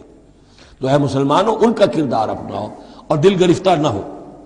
وما كان قولهم الا ان قالوا ربنا اغفر لنا ذنوبنا واسرافنا في امرنا، اور ان کا تو ہر مرحلے پر یہی قول ہوتا تھا کہ وہ دعا کرتے تھے اے رب ہمارے بخش دے ہمیں ہمارے گناہ، واسرافنا في امرنا، اور اگر ہم سے اپنے کسی معاملے میں حد سے تجاوز ہو جائے، جیسے کچھ تجاوز ہو گیا حضور سے کہ آپ نے وہ الفاظ فرما دیے کیف یہدی اللہ قوما خضبوا وجہ نبیہم بالدم، یا جیسے حضرت عمر سے ہو گیا کہ تلوار پھینک کر بیٹھ گئے۔ تو اللہ جو اسراف ہم سے ہو جائے، اسراف ہے کسی حد سے تجاوز کر جانا، جائز حد تک خرچ کرنا ٹھیک ہے، آپ اس میں آگے بڑھ جاتے ہیں وہ اسراف ہے۔ وَإِسْرَافَنَا فِي أَمْرِنَا، بخش دے جو بھی اسراف، جو بھی زیادتی ہم سے ہو گئی۔ وَثَبِّتْ أَقْدَامَنَا، اور ہمارے قدموں کو جما دے۔ وَانصُرْنَا عَلَى الْقَوْمِ الْكَافِرِينَ، اور ہماری مدد فرما کافروں کے مقابلے میں۔ یہی دعا تھی حضرت طالوت کے ساتھیوں کی، یہی دعا تھی جس پر ختم ہوئی وہ دعا کہ جو سورہ بقرہ کے اختتام پر آئی فانصرنا علی الکافرین، وہی دعا یہاں بھی ہے۔ فآتاہم اللہ ثواب الدنیا وحسن ثواب الآخرہ، تو ان لوگوں کو اللہ تعالیٰ نے عطا فرمایا دنیا کا ثواب بھی، دنیا میں بھی سربلندی دی، فتوحات دی، وحسن ثواب الآخرہ، اور آخرت کے ثواب کا تو بہت ہی عمدہ حصہ ان کے لیے ہے۔ واللہ یحب المحسنین، اور اللہ تعالیٰ جو ہے ایسے محسنین کو پسند کرتا ہے۔ یا ایھا الذین آمنوا ان تطیعوا الذین کفروا یردوکم علی اعقابکم، اے اہل ایمان اگر تم ان لوگوں کا کہنا مانو گے جنہوں نے کفر کی روش اختیار کی ہے، وہ تمہیں تمہاری ایڑیوں کے بل واپس لے جائیں گے، فتنقلبوا خاسرین، اور پھر تم بالکل خسارے والے، تباہ اور برباد ہو جانے والے ہو جاؤ گے۔ بل اللہ مولاکم، تمہیں تو یہ سمجھنا چاہیے تمہارا مولا، مددگار، پشت پناہ، ساتھی، حمایتی اللہ ہے۔ وَهُوَ خَيْرُ النَّاصِرِينَ، اور وہی ہے کہ جو سب سے بڑھ کر مدد کرنے والا، سب سے اچھا مددگار ہے۔ سَنُلْقِي فِي قُلُوبِ الَّذِينَ كَفَرُوا الرُّعْبَ، ہم ان قریب کافروں کے دلوں میں رعب ڈال دیں گے، بِمَا أَشْرَكُوا بِاللَّهِ، اس سبب سے کہ انہوں نے شرک کیا اللہ کے ساتھ، مَا لَمْ يُنَزِّلْ بِهِ سُلْطَانًا، اور ایسی چیزوں کو شریک ٹھہرایا، ایسی ہستیوں کو یا چیزوں کو جس کے لیے اللہ تعالیٰ نے کوئی سند نہیں اتاری۔ وَمَأْوَاهُمُ النَّارُ وَبِئْسَ مَثْوَى الظَّالِمِينَ، اور اللہ ان کا ٹھکانہ جو ہے وہ جہنم ہے، اور بہت ہی برا ٹھکانہ ہے ظالموں کے لیے۔ یہ اصل میں اس آیت میں توجیہ ہو رہی ہے کہ وہ کیوں چلے گئے، جبکہ اس درجے ان کو یعنی کھلی فتح حاصل ہو چکی تھی، مسلمانوں کو ہزیمت ہو گئی، حضور اور صحابہ جو ہے انہوں نے پناہ لے لی ہے پہاڑ کے اوپر جا کر۔ خالد بن ولید کہہ بھی رہے ہیں کہ اس معاملے کو اب ختم کرنا چاہیے، روز روز کا ٹنٹا جو ہے وہ اب نہ رہے، لیکن ابو سفیان کے اندر دل میں کوئی ایسا رعب اللہ نے اس وقت ڈال دیا کہ وہاں سے وہ چلے گئے، ورنہ یہ کہ واقعتاً اس وقت صورتحال جو ہے مسلمانوں کے لیے بہت مخدوش ہو چکی تھی۔ بارک اللہ لی ولکم فی القرآن العظیم ونفعنی وإیاکم بالآیات والذکر الحکیم۔ اعوذ باللہ من الشیطان الرجیم، بسم اللہ الرحمن الرحیم۔ وَلَقَدْ صَدَقَكُمُ اللَّهُ وَعْدَهُ إِذْ تَحُسُّونَهُم بِإِذْنِهِ حَتَّى إِذَا فَشِلْتُمْ وَتَنَازَعْتُمْ فِي الْأَمْرِ وَعَصَيْتُم مِّن بَعْدِ مَا أَرَاكُم مَّا تُحِبُّونَ مِنكُم مَّن يُرِيدُ الدُّنْيَا وَمِنكُم مَّن يُرِيدُ الْآخِرَةَ ثُمَّ صَرَفَكُمْ عَنْهُمْ لِيَبْتَلِيَكُمْ وَلَقَدْ عَفَا عَنكُمْ وَاللَّهُ ذُو فَضْلٍ عَلَى الْمُؤْمِنِينَ صدق اللہ العظیم۔ پچھلی نشست میں ایک بات نامکمل رہ گئی تھی۔ حضور کے انتقال کے موقع پر میں نے جیسا کہ آپ کو بتایا کہ پھر حضرت ابو بکر جب تشریف لائے انہوں نے پھر خطبہ دیا، اس میں یہ آیت بھی پڑھی وما محمد الا رسول قد خلت من قبلہ الرسل۔ افإن مات أو قتل انقلبتم على أعقابكم ومن ينقلب على عقبيه فلن يضر الله شيئا.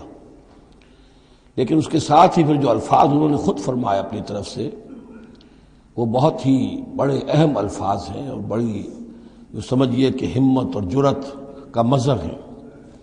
من کان یعبد اللہ من کان یعبد محمدا فإن محمدا قد مات. جو کوئی بھی بندگی کرتا تھا پوجتا تھا محمد کی وہ سن لے کہ محمد کا انتقال ہو گیا صلی اللہ علیہ وسلم. ومن کان یعبد اللہ فإن اللہ حی لا یموت. اور جو کوئی اللہ کی بندگی کرتا تھا اللہ کو پوجتا تھا وہ یاد رکھے کہ اللہ تعالیٰ زندہ ہے، اس پر موت وارد نہیں ہوگی. فضل میں رکوع کے بعد ہم نے 3 آیتیں اور پڑھ لی تھی، قاری صاحب نے وہ ابھی تلاوت نہیں کی ہیں نماز میں. اب ہم آگے چل رہے ہیں. وَلَقَدْ صَدَقَكُمُ اللَّهُ وَعْدَهُ. اب یہ جو عارضی شکست ہو گئی تھی اور مسلمانوں کو زخم پہنچی جس سے ان کے دل زخمی تھے، اس کے ضمن میں اب یہ بہت ہی قول فیصل کے انداز میں یہ آیت آئی ہے. وَلَقَدْ صَدَقَكُمُ اللَّهُ وَعْدَهُ. دیکھو مسلمانوں، تم ہم سے کوئی شکایت نہیں کر سکتے، اللہ نے تم سے اپنا وعدہ پورا کر دیا تھا. استحسونہم بإذنہ، جبکہ تم انہیں قتل کر رہے تھے اللہ کے حکم سے، تہتے کر رہے تھے، فتح ہو گئی تھی، ہمارا وعدہ پورا تھا. حتی اذا فشلتم وتنازعتم فی الامر وعصیتم من بعد ما اراکم ما تحبون. یہاں تک کہ جب تم ڈھیلے پڑے، یہاں ڈھیلے کا ترجمہ کچھ اور بھی کیا گیا ہے، میرے نزدیک تم نے ڈسپلن کو ڈھیلا کیا. نظم جو ہے سم و طاعت، اور سم و طاعت میں ظاہر بات ہے کہ ایک ہی شخص کی اطاعت نہیں ہوتی. حضور صلی اللہ علیہ وسلم کی اطاعت بھی فرض تھی، اور حضور نے کسی کو امیر مقرر کیا اس کی اطاعت بھی فرض تھی. آپ نے فرمایا من اطاعنی فقد اطاع اللہ، جس نے میری اطاعت کی اس نے اللہ کی اطاعت کی. ومن عصانی فقد عصى اللہ، جس نے میری نافرمانی کی اللہ کی نافرمانی کی. ومن اطاع امیری فقد اطاعنی، جس نے میرے مقرر کردہ امیر کی اطاعت کی اس نے میری اطاعت کی. ومن عصى امیری فقد عصانی، جس نے میرے نامزد کردہ امیر کی نافرمانی کی اس نے میری نافرمانی کی. تو اگرچہ حضور کے قول کی تو انہوں نے تعویل کر لی تھی کہ حضور نے تو ہم سے کہا تھا وہ شکست کی صورت میں کہ اگر ہم سب بھی اللہ کی راہ میں قتل ہو جائیں، تم دیکھو کہ چیلے اور کوے ہمارا گوشت کھا رہے ہیں، تب بھی یہاں سے مت ہٹنا. تو ایک تعویل ہو گئی تھی. انہوں نے جان بوجھ کر حضور کے حکم کی خلاف ورزی نہیں کی، لیکن خلاف ورزی کی ہے جو لوکل کمانڈر تھے ان کے حکم کی. ومن عصا امیری فقط عصانی. یہ ہے اصل معاملہ اجتماعی زندگی کا. جب تک ڈسپلن جماعت نہ ہو، سم و طاعت جو ہے کسا ہوا نہ ہو، نظم جو ہے پورا نہ ہو. اب وہ درجہ بدرجہ ہوگا. فوج کا ایک سپہ سالار ہے، لیکن پوری فوج میں پھر کوئی داہنا بازو ہے، میسرہ ہے، میمنہ ہے، قلب ہے، پیچھے ہے، ہراول دستہ ہے، ہر ایک کا ایک کمانڈر ہے. اب وہاں پر یہ کہ اگر ان کے جو بھی احکام ہیں ان سے سرتابی ہوگی تو وہ فوج جو ہے پھر جو اس کا انجام ہوگا وہ آپ کو معلوم ہے. تو نظم تو ہے ایک جماعت کے اندر درجہ بدرجہ جو بھی نظام سم و طاعت ہے اس کے پورے کی پابندی کرنا. حتی اذا فشلتم، جب تم ڈھیلے پڑ گئے، وتنازعتم فی الامر، اور امر میں تم نے جھگڑا کیا، وعصیتم من بعد ما اراکم ما تحبون، اور تم نے نافرمانی کی اس کے بعد کہ تم نے وہ چیز دیکھ لی جو تمہیں محبوب ہے. میری تعویل اس آیت کے بارے میں یہ ہے، اور بعض علماء نے تو خیر اس کو بہت پسند کیا ہے، بعض نے جو صحابہ کرام سے اتنا قلبی لگاؤ نہیں رکھتے انہوں نے کہا یہ خام خواہ کو صحابہ کی وکالت کرتے ہیں. میرا یہاں پہ موقف یہ ہے کہ بعد ما اراکم ما تحبون سے مراد مال غنیمت نہیں ہے، اس لیے کہ مال غنیمت کی تقسیم کا قاعدہ جو ہے غزوہ بدر کے بعد ہو چکا تھا. چاہے کوئی شخص کچھ جمع کرے نہ کرے برابر کا حصہ اسے ملے گا. یہاں من بعد ما اراکم ما تحبون سے مراد فتح ہے، اور اس کے لیے قرآن یفصل بعضہ بعضا، سورہ صف کی وہ آیت وَأُخْرَىٰ تُحِبُّونَهَا نَصْرٌ مِّنَ اللَّهِ وَفَتْحٌ قَرِیب. گویا کہ یہاں بندہ مومن کو دنیاوی کامیابی کو بھی اپنا مقصود نہیں بنانا ہے. کامیابی کسے پسند نہیں ہے؟ مقصود نہیں. مقصود ہے اللہ کی رضا جوئی اور اپنا فرض ادا کرنا، مقصود یہ رہے. باقی کامیابی ہو ناکامی ہو جو کچھ بھی ہو اللہ کی مرضی ہے، اللہ کی حکمت ہے، اللہ کب فتح لانا چاہتا ہے وہ بہتر جانتا ہے۔ تو یہاں من بعد ما اراکم ما تحبون اکثر نہیں سمجھا ہے کہ اس سے مراد ہے مال غنیمت کی طلب میں وہ وہاں پہرا چھوڑ کر چلے گئے، میرے نزدیک یہ بات صحیح نہیں ہے۔ یہاں پر ما تحبون سے مراد فتح ہے۔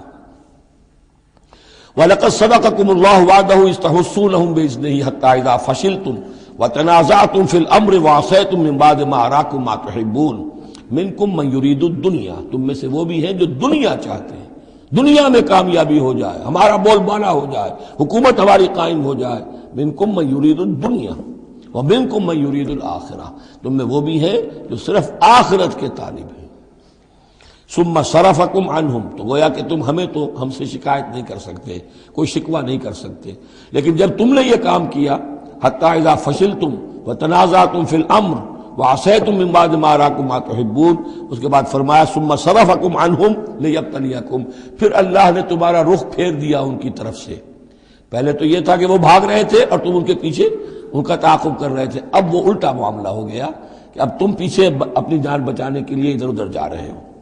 لیبتلیکم، تاکہ تمہیں اور ابتلا میں مبتلا کرے، امتحان اور لے تمہارا۔ وَلَقَدْ عَفَا عَنْكُمْ، لیکن ساتھ ہی معافی نامہ بھی ہے، اللہ تمہیں معاف کر چکا ہے، جو بھی خطا ہو گئی ہے، جو بھی غلطی ہو گئی ہے، کسی سے ہوئی ہے، اللہ نے معاف فرمایا۔ وَاللَّهُ ذُو فَضْلٍ عَلَى الْمُؤْمِنِينَ، اور اللہ تعالیٰ اہل ایمان کے حق میں بہت فضل والا ہے۔ اِذْ تُصْعِدُونَ وَلَا تَلْوُونَ عَلَىٰ أَحَدٍ، جبکہ تم چڑھے جا رہے تھے پہاڑ پر، کوہ احد پر جان بچانے کے لیے، وَلَا تَلْوُونَ عَلَىٰ أَحَدٍ، اور پھر کسی کی طرف مڑ کر نہیں دیکھ رہے تھے، وَالرَّسُولُ يَدْعُوكُمْ فِي أُخْرَاكُمْ، اور رسول صلی اللہ علیہ وسلم پکار رہے تھے تمہیں تمہارے پیچھے سے۔ بھگدڑ جب مچ جاتی ہے تو صورت یہ ہو جاتی ہے۔ حضور کے گرد تو آ گیا تھا، ڈرگا کر لیا گیا تھا، اور یہ کہ بعض صحابہ نے اپنے جسموں کو ڈھال کا کام، یعنی ڈھال کے طور پر استعمال کیا ہے، تب حضور صلی اللہ علیہ وسلم کو وہ بچانے میں کامیاب ہوئے ہیں۔ ویسے تو بچانے والا اللہ ہے، لیکن جو وسائل دنیاوی ہیں اس کے اعتبار سے۔ فَأَصَابَكُمْ غَمًّا بِغَمٍّ لِكَيْ لَا تَحْزَنُوا عَلَىٰ مَا فَاتَكُمْ، پھر اللہ تم پر غم کے بعد غم مسلسل ڈالتا رہا تاکہ تم غمگین نہ ہوا کرو اس پر کہ جو تم سے تمہارے ہاتھ سے جاتا رہے، وَلَا مَا أَصَابَكُمْ، اور نہ اس تکلیف پر جو تم پر پڑے۔ یعنی رنج سے خوگر ہوا انسان تو مٹ جاتا ہے رنج۔ آدمی کو اگر کبھی اتفاقاً ہی کوئی رنج ہوتا ہو ایک، تو وہ رنج کا اثر بہت رہے گا، لیکن جب یہ ہے کہ پے بپے رنج آ رہے ہوں، اور سب سے بڑا رنج جو آیا وہ حضور کے انتقال کی خبر جب اڑ گئی، تو اپنے تن بدن کا تو ہوش ہی نہیں رہا کہ کسی کو کیا زخم لگا ہوا ہے، اور خود اس کا کوئی بازو کٹا ہوا ہے۔ اس طریقے سے اللہ تعالیٰ نے ان کے جو اس وقت کی کیفیت تھی اس میں ایک تخفیف پیدا کر دی۔ واللہ خبیر بما تعملون، اور اللہ تعالیٰ باخبر ہے اس سے جو تم کر رہے تھے۔ ثم انزل علیکم من بعد الغم امنۃ، پھر اس غم کے بعد اللہ تعالیٰ نے تم پر ایک اونگ، نیند سی طاری کر دی، نعاسن امنۃ نعاسن، یغشا طائفۃ منکم، کہ جو تم میں سے ایک گروہ کے اوپر جو ہے وہ طاری ہو گئی۔ اور یہ نیند جو آتی ہے یہ اطمینان قلب کا مظہر ہوتی ہے، کہ جیسے اب سب کچھ انسان نے بھلا دیا اور یہ کہ ایک اس کی کیفیت جو ہے ہو گئی ہے، تو یہ اللہ کی رحمت کے طور پر ہوا۔ وَطَائِفَةٌ قَدْ أَهَمَّتْهُمْ أَنفُسُهُمْ يَظُنُّونَ بِاللَّهِ غَيْرَ الْحَقِّ، البتہ ایک گروہ ایسا تھا کہ جنہیں اپنی جانوں کی پڑی ہوئی تھی اور وہ اللہ کے بارے میں ناحق گمان کر رہا تھا، ظن الجاہلیہ، جہالت والے گمان کر رہا تھا۔ یعنی اگر کوئی بچے کھچے منافقین بھی رہ گئے تھے عبداللہ ابن ابی کے 3 آدمیوں کے جانے کے بعد، اگر کوئی 2-4 ہوں تو ان کا حال یہ تھا کہ اس وقت انہیں اپنی جانوں کے لالے پڑے ہوئے تھے، جب یہ کیفیت ہو تو وہ اون کیسے آئے گی؟ تو ان کا تو حال یہ تھا کہ ان کے دل میں وسوسے آ رہے تھے کہ اللہ نے تو مدد کا وعدہ کیا تھا، وہ مدد تو پھر جھوٹی ہو گئی، بات تو اللہ کا جو ہے اللہ کی بات سچی ثابت نہیں ہوئی۔ ظن جاہلیت ان کے دماغوں میں پیدا ہو رہا تھا۔ وَطَائِفَةٌ قَدْ أَهَمَّتْهُمْ أَنفُسُهُمْ، انہیں اپنی جانوں کے لالے پڑ گئے، يَظُنُّونَ بِاللَّهِ غَيْرَ الْحَقِّ ظَنَّ الْجَاهِلِيَّةِ، وہ اللہ کے بارے میں گمان کر رہے تھے ناحق، کیونکہ جاہلیت کا ظن تھا۔ يَقُولُونَ هَلْ لَنَا مِنَ الْأَمْرِ مِنْ شَيْءٍ، اور وہ کہہ رہے تھے کہ ہمارے لیے بھی کوئی اختیار میں حصہ ہے یا نہیں۔ ہو سکتا ہے یہ وہ لوگ ہوں جنہوں نے اس وقت بھی مشورہ دیا تھا کہ جیسے حضور کی رائے تھی کہ مدینے کے اندر ہی محصور رہ کر جنگ کی جائے، ہماری بات نہیں مانی گئی تو ہمارا بھی کوئی اختیار ہے کہ نہیں، ساری بات محمد کی چلے گی صلی اللہ علیہ وسلم۔ یہ بھی جماعتی زندگی میں ہوتا ہے، انسان جو ہے پسند نہیں کرتا ہر شخص چاہتا ہے میری بات بھی ہو، میری بات کو بھی مانا جائے، میری رائے جو ہے وہ بھی چلے. آخر ہم سب اپنے امیر کی رائے ہی مانتے رہیں، کیسے ہوگا؟ تو حل لنا من الامر من شیء، وہ ہمارے بھی اختیار میں کچھ ہے یا نہیں؟ ہمارا بھی کوئی اختیار ہے کہ نہیں؟ قل، کہہ دیجئے ان الامر کلہ للہ، امر اور اختیار تو کل کا کل اللہ کے لیے ہے. یخفون فی انفسہم ما لم یبدون لک، اے نبی یہ اپنے دل میں وہ بات چھپا رہے ہیں ما لا یبدون لک، جو آپ پر ظاہر نہیں کر رہے. ان کے دل میں کیا ہے اب اللہ کھول کر بتا رہا ہے. یقولون لو کان لنا من الامر شیء، یہ کہہ رہے ہیں کہ اگر ہمارا اختیار چلتا، ہماری رائے مانی جاتی، ہمارے مشورے پر عمل ہوتا، ما قتلنا ہا ہونا، تو ہم یہاں قتل نہ ہوتے، یعنی ہمارے اتنے لوگ یہاں پر شہید نہ ہوتے. قل، اے نبی ان سے کہیے لو کنتم فی بیوتکم، اگر تم سب کے سب اپنے گھروں میں ہوتے، لبرز الذین کتب علیہم القتل، تب بھی جن لوگوں کے حق میں اللہ کا فیصلہ ہو چکا تھا کہ وہ قتل ہوں، وہ تو کشا کشا میدان میں پہنچ جاتے، الی مضاجعہم، جو بھی ان کے کھیت رہنے کی جگہیں تھیں اللہ کے علم میں انہیں وہاں پہنچ جانا تھا. یہ تو اللہ تعالیٰ کے فیصلے ہوتے ہیں، تمہاری تدبیر سے اس کا کوئی تعلق نہیں. جن کے لیے یہ طے تھا اللہ کے علم میں، اللہ کی مشیت میں، کہ انہیں یہ جو خلعت فاخرہ ہے، شہادت کی پہنانی ہے، وہ آتے خود بخود پہنچ جاتے، گھروں سے نکل کر آتے کشا کشا. وَلَيَبْتَلِيَ اللَّهُ مَا فِي صُدُورِكُمْ، اور یہ تو اللہ تعالیٰ اصل میں جھان پھٹک کر رہا ہے جو تمہارے دلوں میں ہے، اس کی ابتلا کر رہا ہے، آزما رہا ہے. وَلَيُمَحِّصَ مَا فِي قُلُوبِكُمْ، اور تاکہ وہ بالکل پاک اور خالص کر دے جو کچھ تمہارے دلوں میں ہے. وَاللَّهُ عَلِيمٌ بِذَاتِ الصُّدُورِ، اور اللہ تعالیٰ سینوں کے اندر کی مخفی باتوں کو بھی جانتا ہے. ان الذین تولوا منکم یوم التقى الجمعان، وہ لوگ کہ جو میدان جنگ سے چلے گئے اس دن جس دن کی دو جمعیتیں ایک دوسرے کے مقابلے میں آئیں. یہ تذکرہ ہو رہا ہے کچھ ایسے حضرات کا کہ جو جنگ کی جب شدت ہوئی تو وہ جان بچانے کے لیے جیسے کچھ لوگ کوہ احد پر چڑھے تھے، وہ ذرا اس سے آگے بڑھ کر میدان ہی سے فرار کر گئے. ان میں حضرت عثمان رضی اللہ تعالی عنہ کا نام بھی آتا ہے. اب وہ کیفیت ایسی اضطراری کیفیت تھی کہ اس میں کسی سے کسی ضعف کا، کمزوری کا اظہار ہو جائے تو وہ بالکل ایک قرین قیاس بات ہے. جب حضرت عمر سے اظہار ہو گیا تو اور بہرحال حضرت عثمان رضی اللہ تعالی عنہ کا درجہ تو ان کے بعد ہی ہے، وہ جذبات میں آ کر تلوار چھوڑ کر بیٹھ گئے. تو اسی طرح کی بات ہے. ان الذین تولوا منکم یوم التقى الجمعان، بے شک وہ لوگ جو ہٹ گئے میدان سے، فرار کی راہ اختیار کر گئے جس دن کے دو فوجیں آپس میں لڑی. انما استزلهم الشیطان بعد ما کسبوا، یہ اصل میں شیطان نے ان کے پاؤں پھسلا دیے تھے ان کے بعض افعال کی وجہ سے. کوئی کسی وقت تقصیر ہو گئی ہے، کوئی کوتاہی کسی وقت ہو گئی ہے، اور وہ ہر ایک سے ہو سکتی ہے، معصوم تو صرف نبی ہوتے ہیں.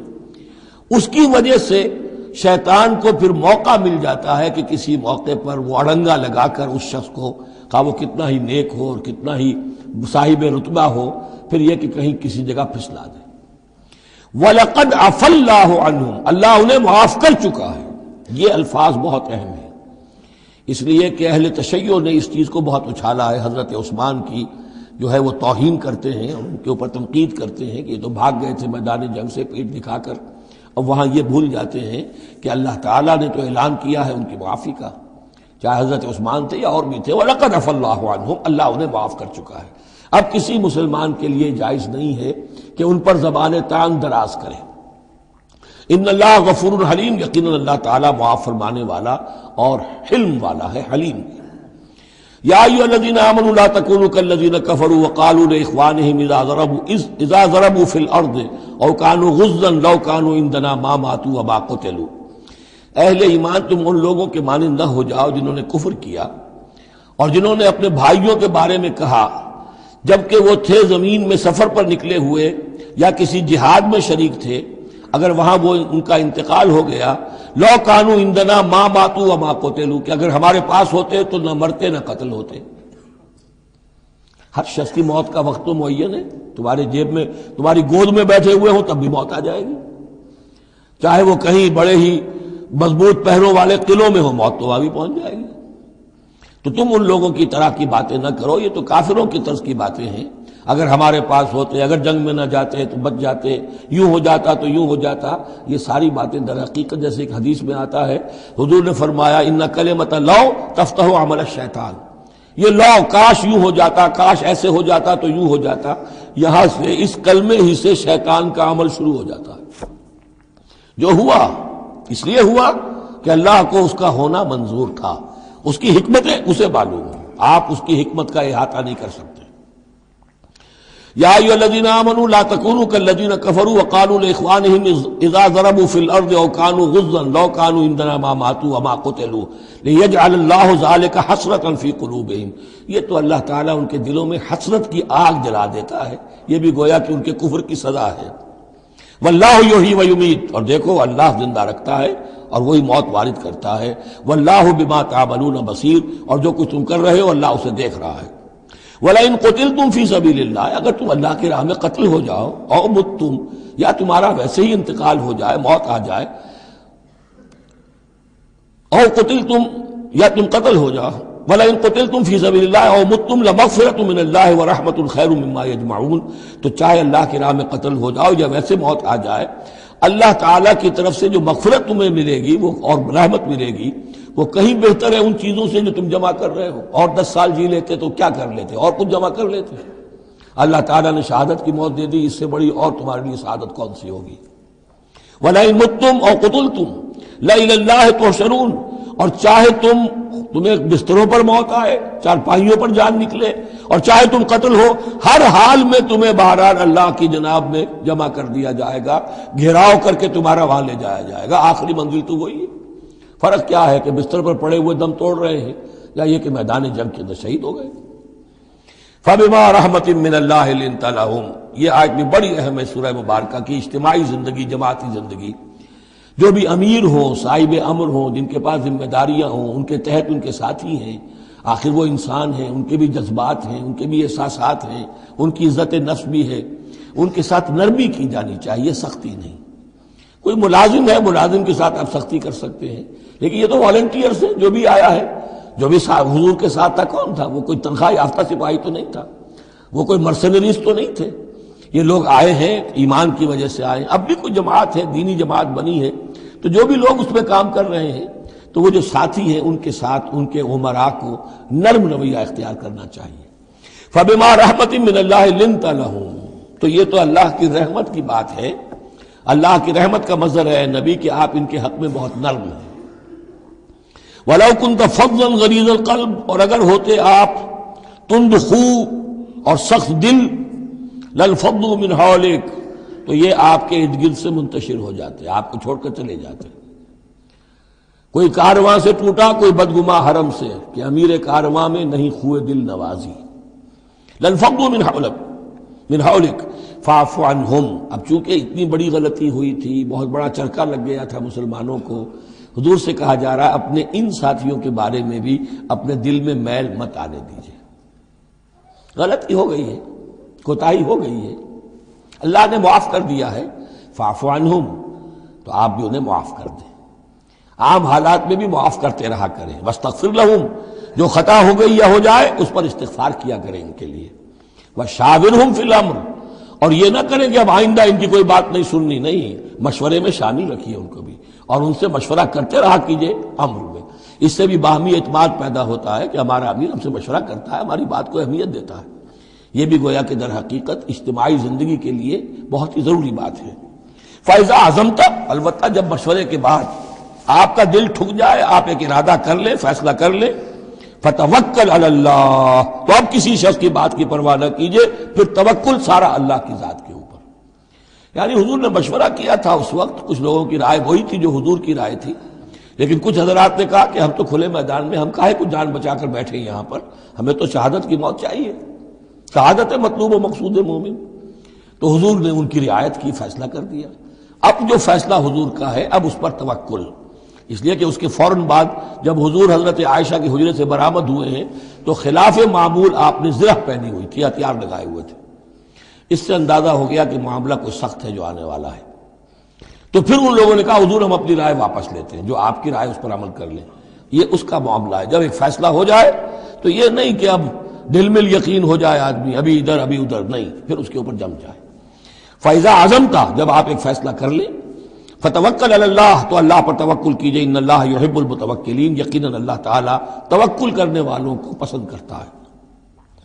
ان ینصرکم اللہ فلا غالب لکم، اے مسلمانوں دیکھو، اگر اللہ تمہاری مدد کرے گا کوئی تم پر غالب نہیں آ سکتا۔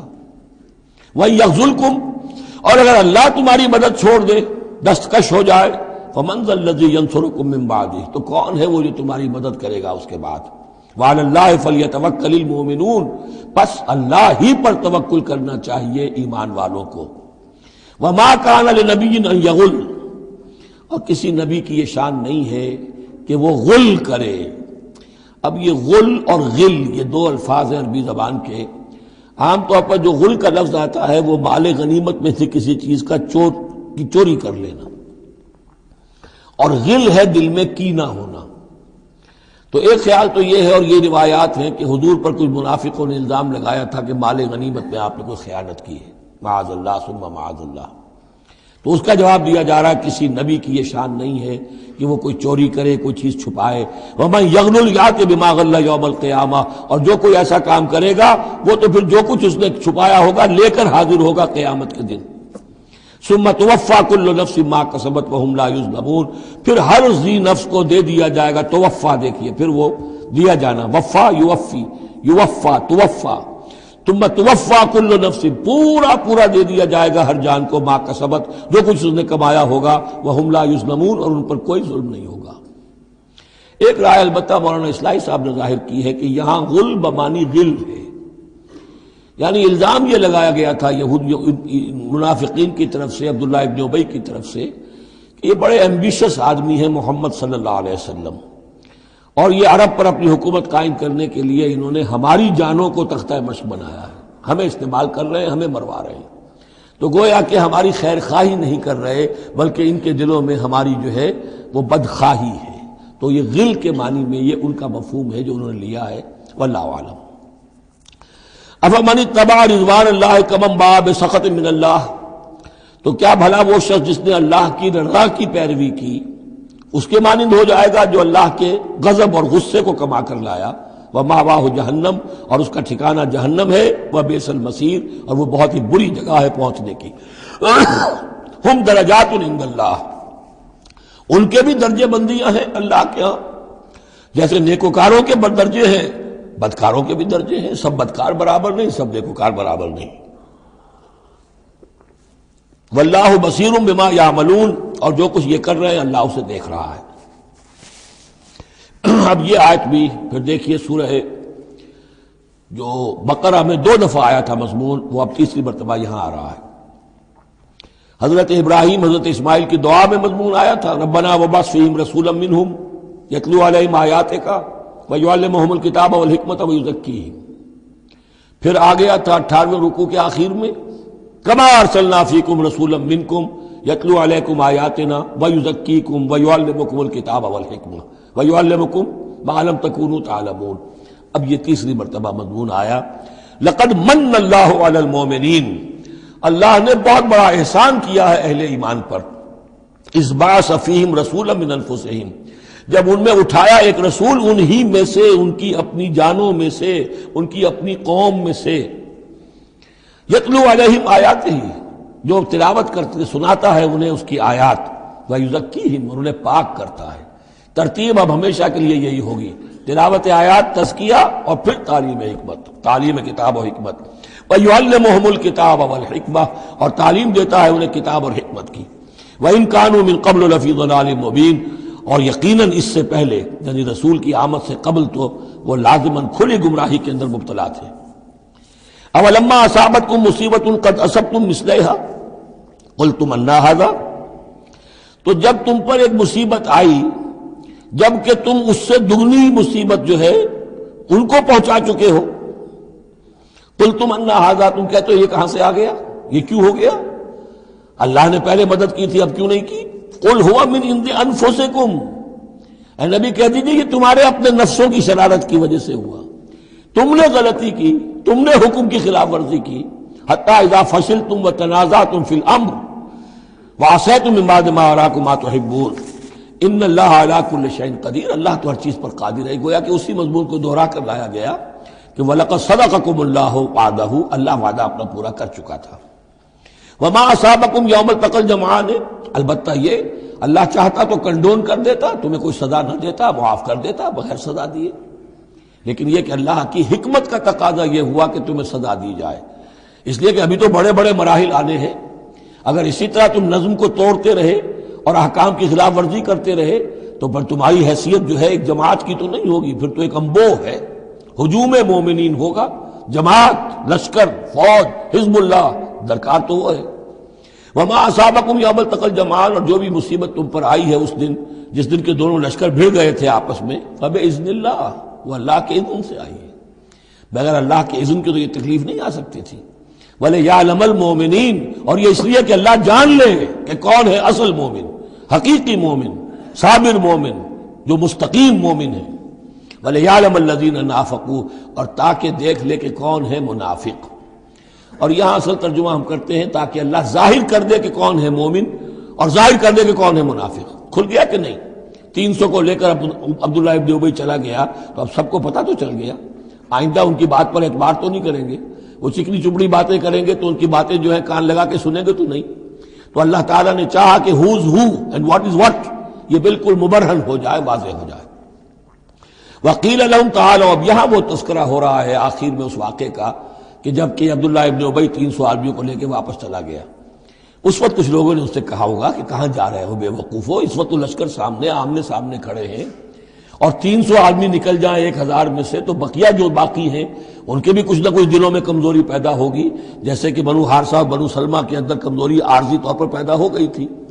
تو سمجھانے والوں نے جب کہا وَقِيلَ لَهُمْ تَعَالَوْا قَاتِلُوا فِي سَبِيلِ اللَّهِ أَوِ ادْفَعُوا، آؤ بھائی آؤ، کہاں جا رہے ہو، اللہ کی راہ میں قتال کرو یا دفاع کرو۔ دفاع ہو رہا ہے تو مدینے کے اوپر حملہ ہوگا تو کیا ہوگا؟ اگر یہاں پر یہ لشکر جو ہے شکست کھا گیا تو کیا تمہاری بہو بیٹیاں جو ہے پھر آ کر وہ انہیں لے کر اپنی بانیاں بنا کر نہیں لے جائیں گے؟ اللہ کی راہ میں جنگ کرو، اگر یہ نہیں تو کم سے کم اب دفاع جو ہے مدینے کا اس کے لیے تو کھڑے رہو۔ قالوا لو نعلم قتالا لاتبعناکم، ان کا اگر ہم سمجھتے کہ جنگ ہونی ہے تو ہم ضرور تمہارا ساتھ دیتے۔ یعنی یہ تو در حقیقت نورا کشتی ہو رہی ہے، یہ حقیقت میں جنگ ہے ہی نہیں۔ یہ محمد کے ساتھی جو مہاجرین آئے ہیں مکے سے اور یہ جو مکے سے اب آئے ہیں چڑھ کر، یہ سب ایک ہیں کہ تھیلے کے چٹے بٹے ہیں اور ہمارا ان سے کوئی سروکار نہیں۔ لو نعلم قتالا لاتبعناکم ہم للکفر یومئذ اقرب منہم للایمان، اس دن وہ ایمان کی نسبت کفر سے قریب تر تھے۔ یقولون بافواہہم ما لیس فی قلوبہم، وہ اپنے منہوں سے وہ بات کہہ رہے ہیں جو ان کے دلوں میں نہیں ہے۔ واللہ عالم بما یکتمون، اور جو کچھ وہ چھپا رہے ہیں وہ اللہ کے علم میں ہے۔ الذین قالوا لاخوانہم وقعدوا لو اطاعونا ما قتلوا، یہ وہ لوگ ہیں کہ جنہوں نے کہا، ان کے جو بھائی جو وہاں پر مسلمان صادق الایمان تھے جو وہاں شہید ہو گئے، تو جو لوگ بیٹھے رہے تھے انہوں نے کہا لو اطاعونا ما قتلوا، اگر وہ بھی ہمارے ساتھ آ گئے ہوتے، ساتھ ہمارے چلے آتے، 300 ہم آئے تھے، وہ اور بھی آ جاتے تو قتل نہ ہوتے۔ قل فادرؤوا عن انفسکم الموت ان کنتم صادقین، تو اے نبی ان سے کہیے اچھا اگر سچے ہو تو اپنی جانوں سے موت کو ہٹا کر دکھاؤ۔ کیا موت سے بچے رہو گے؟ کیا موت یہاں گھروں میں نہیں آئے گی؟ ولا تحسبن الذین قتلوا فی سبیل اللہ امواتا، اب وہ پھر آیت آ گئی 19ویں رکوع کی، ولا تقولوا لمن يقتل فی سبیل اللہ امواتا بل احیاء ولکن لا تشعرون، سورہ بقرہ اس کے 19ویں رکوع کی آیت ہے۔ اور یہاں ولا تحسبن الذین قتلوا فی سبیل اللہ امواتا، ہرگز نہ سمجھنا ان لوگوں کو جو اللہ کی راہ میں قتل ہو جائیں کہ وہ مردہ ہیں، بل احیاء، بلکہ وہ تو زندہ ہیں، عند ربہم یرزقون، اپنے رب کے پاس انہیں رزق مل رہا ہے، رزق پا رہے ہیں۔ فرحین بما آتاہم اللہ من فضلہ، وہ تو خوشیاں منا رہے ہیں، شادیانے بجا رہے ہیں جو کچھ اللہ نے اپنے فضل سے ان کو عطا کیا ہے۔ وَيَسْتَبْشِرُونَ بِالَّذِينَ لَمْ يَلْحَقُوا بِهِم مِّن خَلْفِهِمْ، اور ابھی وہ خوش وقت ہو رہے ہیں، خوشخبریاں حاصل کر رہے ہیں کہ ہمارے اور بھائی بھی جو پیچھے رہ گئے، ابھی شہادت کی خلت انہیں نہیں ملی، وہ بھی آئیں، اور جو ہمیں اللہ تعالیٰ نے ناز و نعم کے اندر اس وقت رکھا ہوا ہے اس سے وہ بھی شاد کام ہو جو ان کے پیچھے ہیں۔ اللہ خوف علیہم ولا هم یحزنون، کہ ان پر کوئی نہ خوف ہوگا اور نہ وہ کسی حزن سے دوچار ہوں گے۔ یستبشرون بنعمت من اللہ وفضل، اور وہ تو خوشیاں منا رہے ہیں اللہ تعالیٰ کی نعمت کی وجہ سے اور اس کے فضل کی بنا پر وَأَنَّ اللَّهَ لَا يُضِيعُ أَجْرَ الْمُؤْمِنِينَ، اور یہ اس بات پر کہ اللہ تعالیٰ اہل ایمان کے اجر کو ضائع نہیں کرتا۔ الذین استجابوا للہ والرسول من بعد ما اصابهم القرح۔ اب یہاں اصل میں جو آیات آ رہی ہیں اس کے بارے میں دو قسم کی روایات ہیں تاریخ کی۔ ایک تو پختہ واقعہ یہ ہے کہ حضور صلی اللہ علیہ وسلم نے جب یہ پتہ چل گیا کفار چلے گئے، اب جو بھی کچھ ضروری کام تھے وہ کیے، جو بھی شہداء سے دفنایا، پھر اچانک آپ کو خیال آیا کہ یہ کفار چلے گئے ہیں، لیکن ہو سکتا ہے انہیں اپنی غلطی کا احساس ہو کہ مسلمان جو ہیں اس وقت تو یوں سمجھیے کہ وہ بالکل اس حالت میں تھے کہ ہم ختم کر سکتے تھے کہ دوبارہ نہ آ جائے، سیکنڈ تھاٹ نہ ہو۔ تو آپ نے فیصلہ کیا کہ مسلمانوں چلو تعاقب کرو تاکہ انہیں معلوم ہو جائے کہ ہماری ہمت ہاری ہوئی نہیں ہے، انہیں پتہ چلے گا کہ مسلمان اس وقت بھی اس کیفیت میں کہ ہمارے تعاقب میں آ رہے ہیں، تو پھر وہ جرأت نہیں کریں گے۔ تو اس وقت اہل ایمان جو تھے انہوں نے اس کے باوجود کہ جسم جو ہے زخموں سے چور چور تھے، اتنا بڑا صدمہ پہنچا تھا، پھر وہ تیار ہو گئے اور حضور 8 میل تک ہمراہ الاسد تک چل کر آئے مدینے سے باہر، اور وہاں جو ہے ابو سفیان کو وہ خیال فی الواقع آ چکا تھا اور وہ لوٹنے کی فکر کر رہا تھا۔ ایک تاجر ادھر سے آ رہا تھا، اس نے کہا تھا جا کے مسلمانوں سے بتا دو کہ میں بہت بڑا لشکر لے کر آ رہا ہوں فوراً۔ تو آ کر انہوں نے کہا بھی، لیکن اس کے بعد انہوں نے کہا کہ جو بھی ہو سو ہو، جو اللہ کا حکم ہے اس کے رسول کا حکم ہے، ہم تو کمر کس کے آ گئے ہیں۔ اسی طرح کا واقعہ بیان ہوتا ہے کہ ابو سفیان جاتے ہوئے یہ کہہ گیا تھا کہ اب اگلے سال دوبارہ ملاقات ہوگی بدر میں، یعنی 1 سال پہلے بدر میں جنگ ہوئی تھی، اب 1 سال کے بعد جو ہے یہ احد میں ہم آ گئے مدینے پر حملہ آور ہو کر، اب ہمارے تمہارے درمیان تیسرا مقابلہ بدر میں ہوگا اگلے سال، وہ بدر صغریٰ کہلاتا ہے۔ تو حضور اس کے لیے نکلے، گئے بدر تک، ادھر سے ہی ابو سفیان اپنا پورا لشکر لے کر آئے، اور اس مرتبہ پھر وہی کیا کہ کچھ لوگوں کے ذریعے سے ہراسمنٹ پیدا کی، خوف پیدا کیا کہ لوگوں کیا کر رہے ہو بے وقوفو، وہ قریش تو بہت بڑا لشکر لے کر آ رہے ہیں، بہت بڑا لشکر لے کر آ رہے ہیں۔ تو اس کے جواب میں مسلمانوں نے وہ صبر والے کلمات کہے جو آ رہے ہیں۔ تو یہ دونوں یہ الفاظ جو ہیں، یہ آیات دونوں پر منطبق ہو سکتی ہیں۔ الذین استجابوا للہ والرسول من بعد ما اصابهم القرح، جن لوگوں نے لبیک کہی اللہ کی پکار پر اور رسول کی پکار پر اس کے بعد کہ انہیں چرکے لگ چکے تھے، زخم ان کے جسم زخمی تھے۔ للذین احسنوا منہم واتقوا اجر عظیم، یقیناً ایسے محسنین اور متقین کے لیے بہت بڑا اجر ہے۔ الذین قال لهم الناس ان الناس قد جمعوا لكم، جنہیں آ کر خبردار کیا تھا اور جن کو خوف دلایا تھا لوگوں نے کہ دیکھو لوگ بڑی جمع ہو گئے ہیں، بڑی قوت بڑی جمعیت آ رہی ہے، فخشوہم، ان سے ڈرو، فزادہم ایمانا، اس سے ان کے ایمان میں اور اضافہ ہو گیا۔ وقالوا حسبنا اللہ ونعم الوکیل، اور انہوں نے کہا اللہ ہمارے لیے کافی ہے اور اس کا سہارا سب سے اچھا سہارا ہے۔ فانقلبوا بنعمت من اللہ، ابو سفیان کو جب پتا چلا کہ محمد تو ہمارے تعاقب میں آ رہے ہیں تو انہوں نے عافیت اسی میں سمجھی کہ وہ پھر سیدھا مکہ کی طرف رخ کر لیا، اور یہی معاملہ ہوا ہے کہ بدر صغریٰ جو دوسری مرتبہ وہ بدر میں آنے کا، جب اس نے سنا کہ محمد رسول اللہ تو اپنے پورے ساتھیوں کے ساتھ آ گئے ہیں تو کوئی کرنی کترا کر اور طرح دے کر نکل گیا، مقابلے میں نہیں آیا۔ فانقلبوا بنعمت من اللہ، تو وہ لوٹ آئے اللہ تعالیٰ کے انعام سے، نعمت سے، وفضل، اور اس کے فضل سے، لم یمسسہم سوء، کوئی برائی ان کو مس نہ کر سکی، کوئی تکلیف نہیں پہنچی، آزمائش تھی وہ اللہ نے کر لی۔ واتبعوا رضوان اللہ، انہوں نے تو اللہ کی رضا کی پیروی کی۔ واللہ ذو فضل عظیم، اور یقیناً اللہ تعالیٰ بڑے فضل کا مالک ہے۔ انما ذالکم الشیطان یخوف اولیاء، اے مسلمانوں یہ شیطان ہے جو تمہیں ڈراتا ہے اپنے ساتھیوں سے، وہ چاہتا ہے کہ اس کے جو ساتھی کفار ہیں، حزب الشیطان ہے، وہ اس کا خوف تمہارے اوپر قائم کر دیں۔ اور ایک معنی اس کے یہ بھی لیے گئے ہیں کہ شیطان کی اس تخویف کا اثر انہی پر ہوتا ہے جو اس کے ولی ہوتے ہیں، جو اولیاء اللہ ہیں ان پر شیطان کی طرف سے اس قسم کی وسوسہ اندازی کا اثر نہیں ہوتا۔ ذالکم الشیطان یخوف اولیاءہ، وہ ڈراتا ہے تمہیں اپنے دوستوں سے، یا ڈراتا ہے اپنے دوستوں کو جو شیطان کے ساتھ رشتہ رکھتے ہیں، جو اس کی باتیں سنتے ہیں، انہی پر اثر ہوتا ہے شیطان کی طرف سے اس قسم کی وسوسہ اندازیوں کا۔ فلا تخافوہم، تو تم ان سے مت ڈرو، وخافونی، مجھ سے ڈرو، ان کنتم مؤمنین، اگر تم سچے، اگر تم مومن صادق ہو۔ ولا يحزنک الذین یسارعون فی الکفر، اور اے نبی یہ لوگ جو کفر کے معاملے میں اس قدر سرگرمی دکھا رہے ہیں، بھاگ دوڑ کر رہے ہیں، وفد جا رہے ہیں ادھر سے ادھر، یہودیوں کے وفد جا رہے ہیں مکے کہ آؤ چڑھائی کرو، ہم اندر سے تمہاری مدد کریں گے۔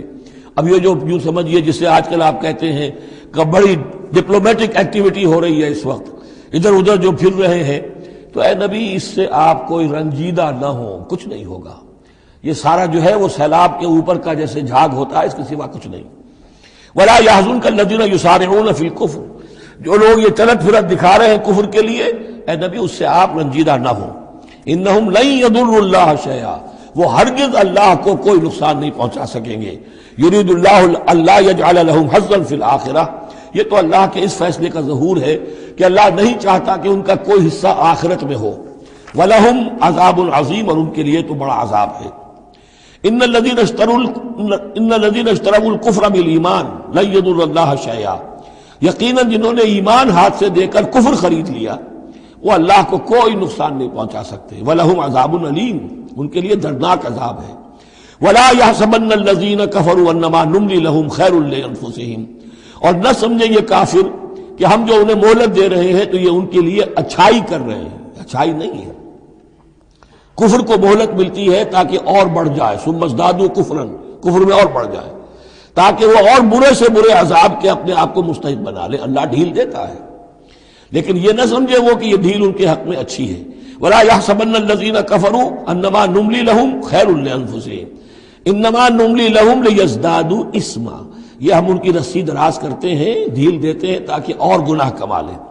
وَلَهُمْ عَذَابٌ مُهِينٌ، اور پھر ان کے لیے اہانت آمیز عذاب ہو۔ ما کان اللہ لیذر المؤمن، یہ آج پھر بہت اہم آ گئی ہے کہ اللہ تعالیٰ کی طرف سے یہ آزمائشیں کیوں آتی ہیں، اپنے نیک بندوں کو، اپنے صالح بندوں کو ان تکلیفات میں کیوں ڈالتا ہے، حالانکہ وہ تو قادر مطلق ہے، آنے واحد میں جو چاہے کر دے۔ ما کان اللہ لیذر المؤمنین علی ما انتم علیہ، دیکھو اللہ کے لیے یہ بات اللہ کی حکمت کے مطابق نہیں ہے کہ وہ تمہیں چھوڑے رکھے اسی حال میں جس میں تم ہو، یعنی تمہارے اندر کمزور اور پختہ ایمان والے ابھی گڑبڑ ہیں، اس سے آگے بڑھ کر ابھی منافق اور مومن بھی گڑبڑ ہیں۔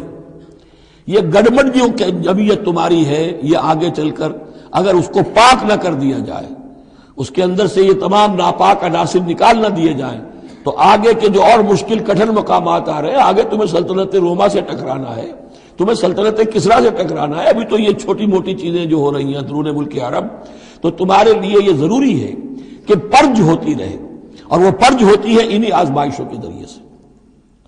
ما کان اللہ لیذر المؤمنین علی ما انتم علیہ، یہ اللہ کا طریقہ نہیں ہے، سنت نہیں ہے کہ وہ تمہیں چھوڑے رکھے اہل ایمان اسی حالت میں جس پر تم ہو، حتی یمیز الخبیث من الطیب، جب تک کہ خبیث علیحدہ نہ ہو جائے طیب سے، کھل جائے۔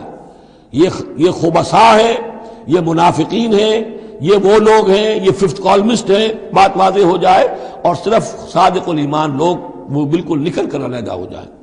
وما کان اللہ لیطلعکم علی الغیب، اور اسی طریقے سے اللہ تعالیٰ کی یہ بھی طریقہ نہیں ہے کہ غیب کی خبریں تمہیں دے، لیکن اللہ یجتبی من رسلہ من یشاء، ہاں یہ معاملہ اللہ تعالیٰ نے کہ غیب کے حالات کی اطلاع دینا یہ اپنے رسولوں کے لیے رکھا ہوا ہے، جس کو وہ چن لیتا ہے رسولوں میں سے وہ غیب کے حالات بھی بتاتا ہے۔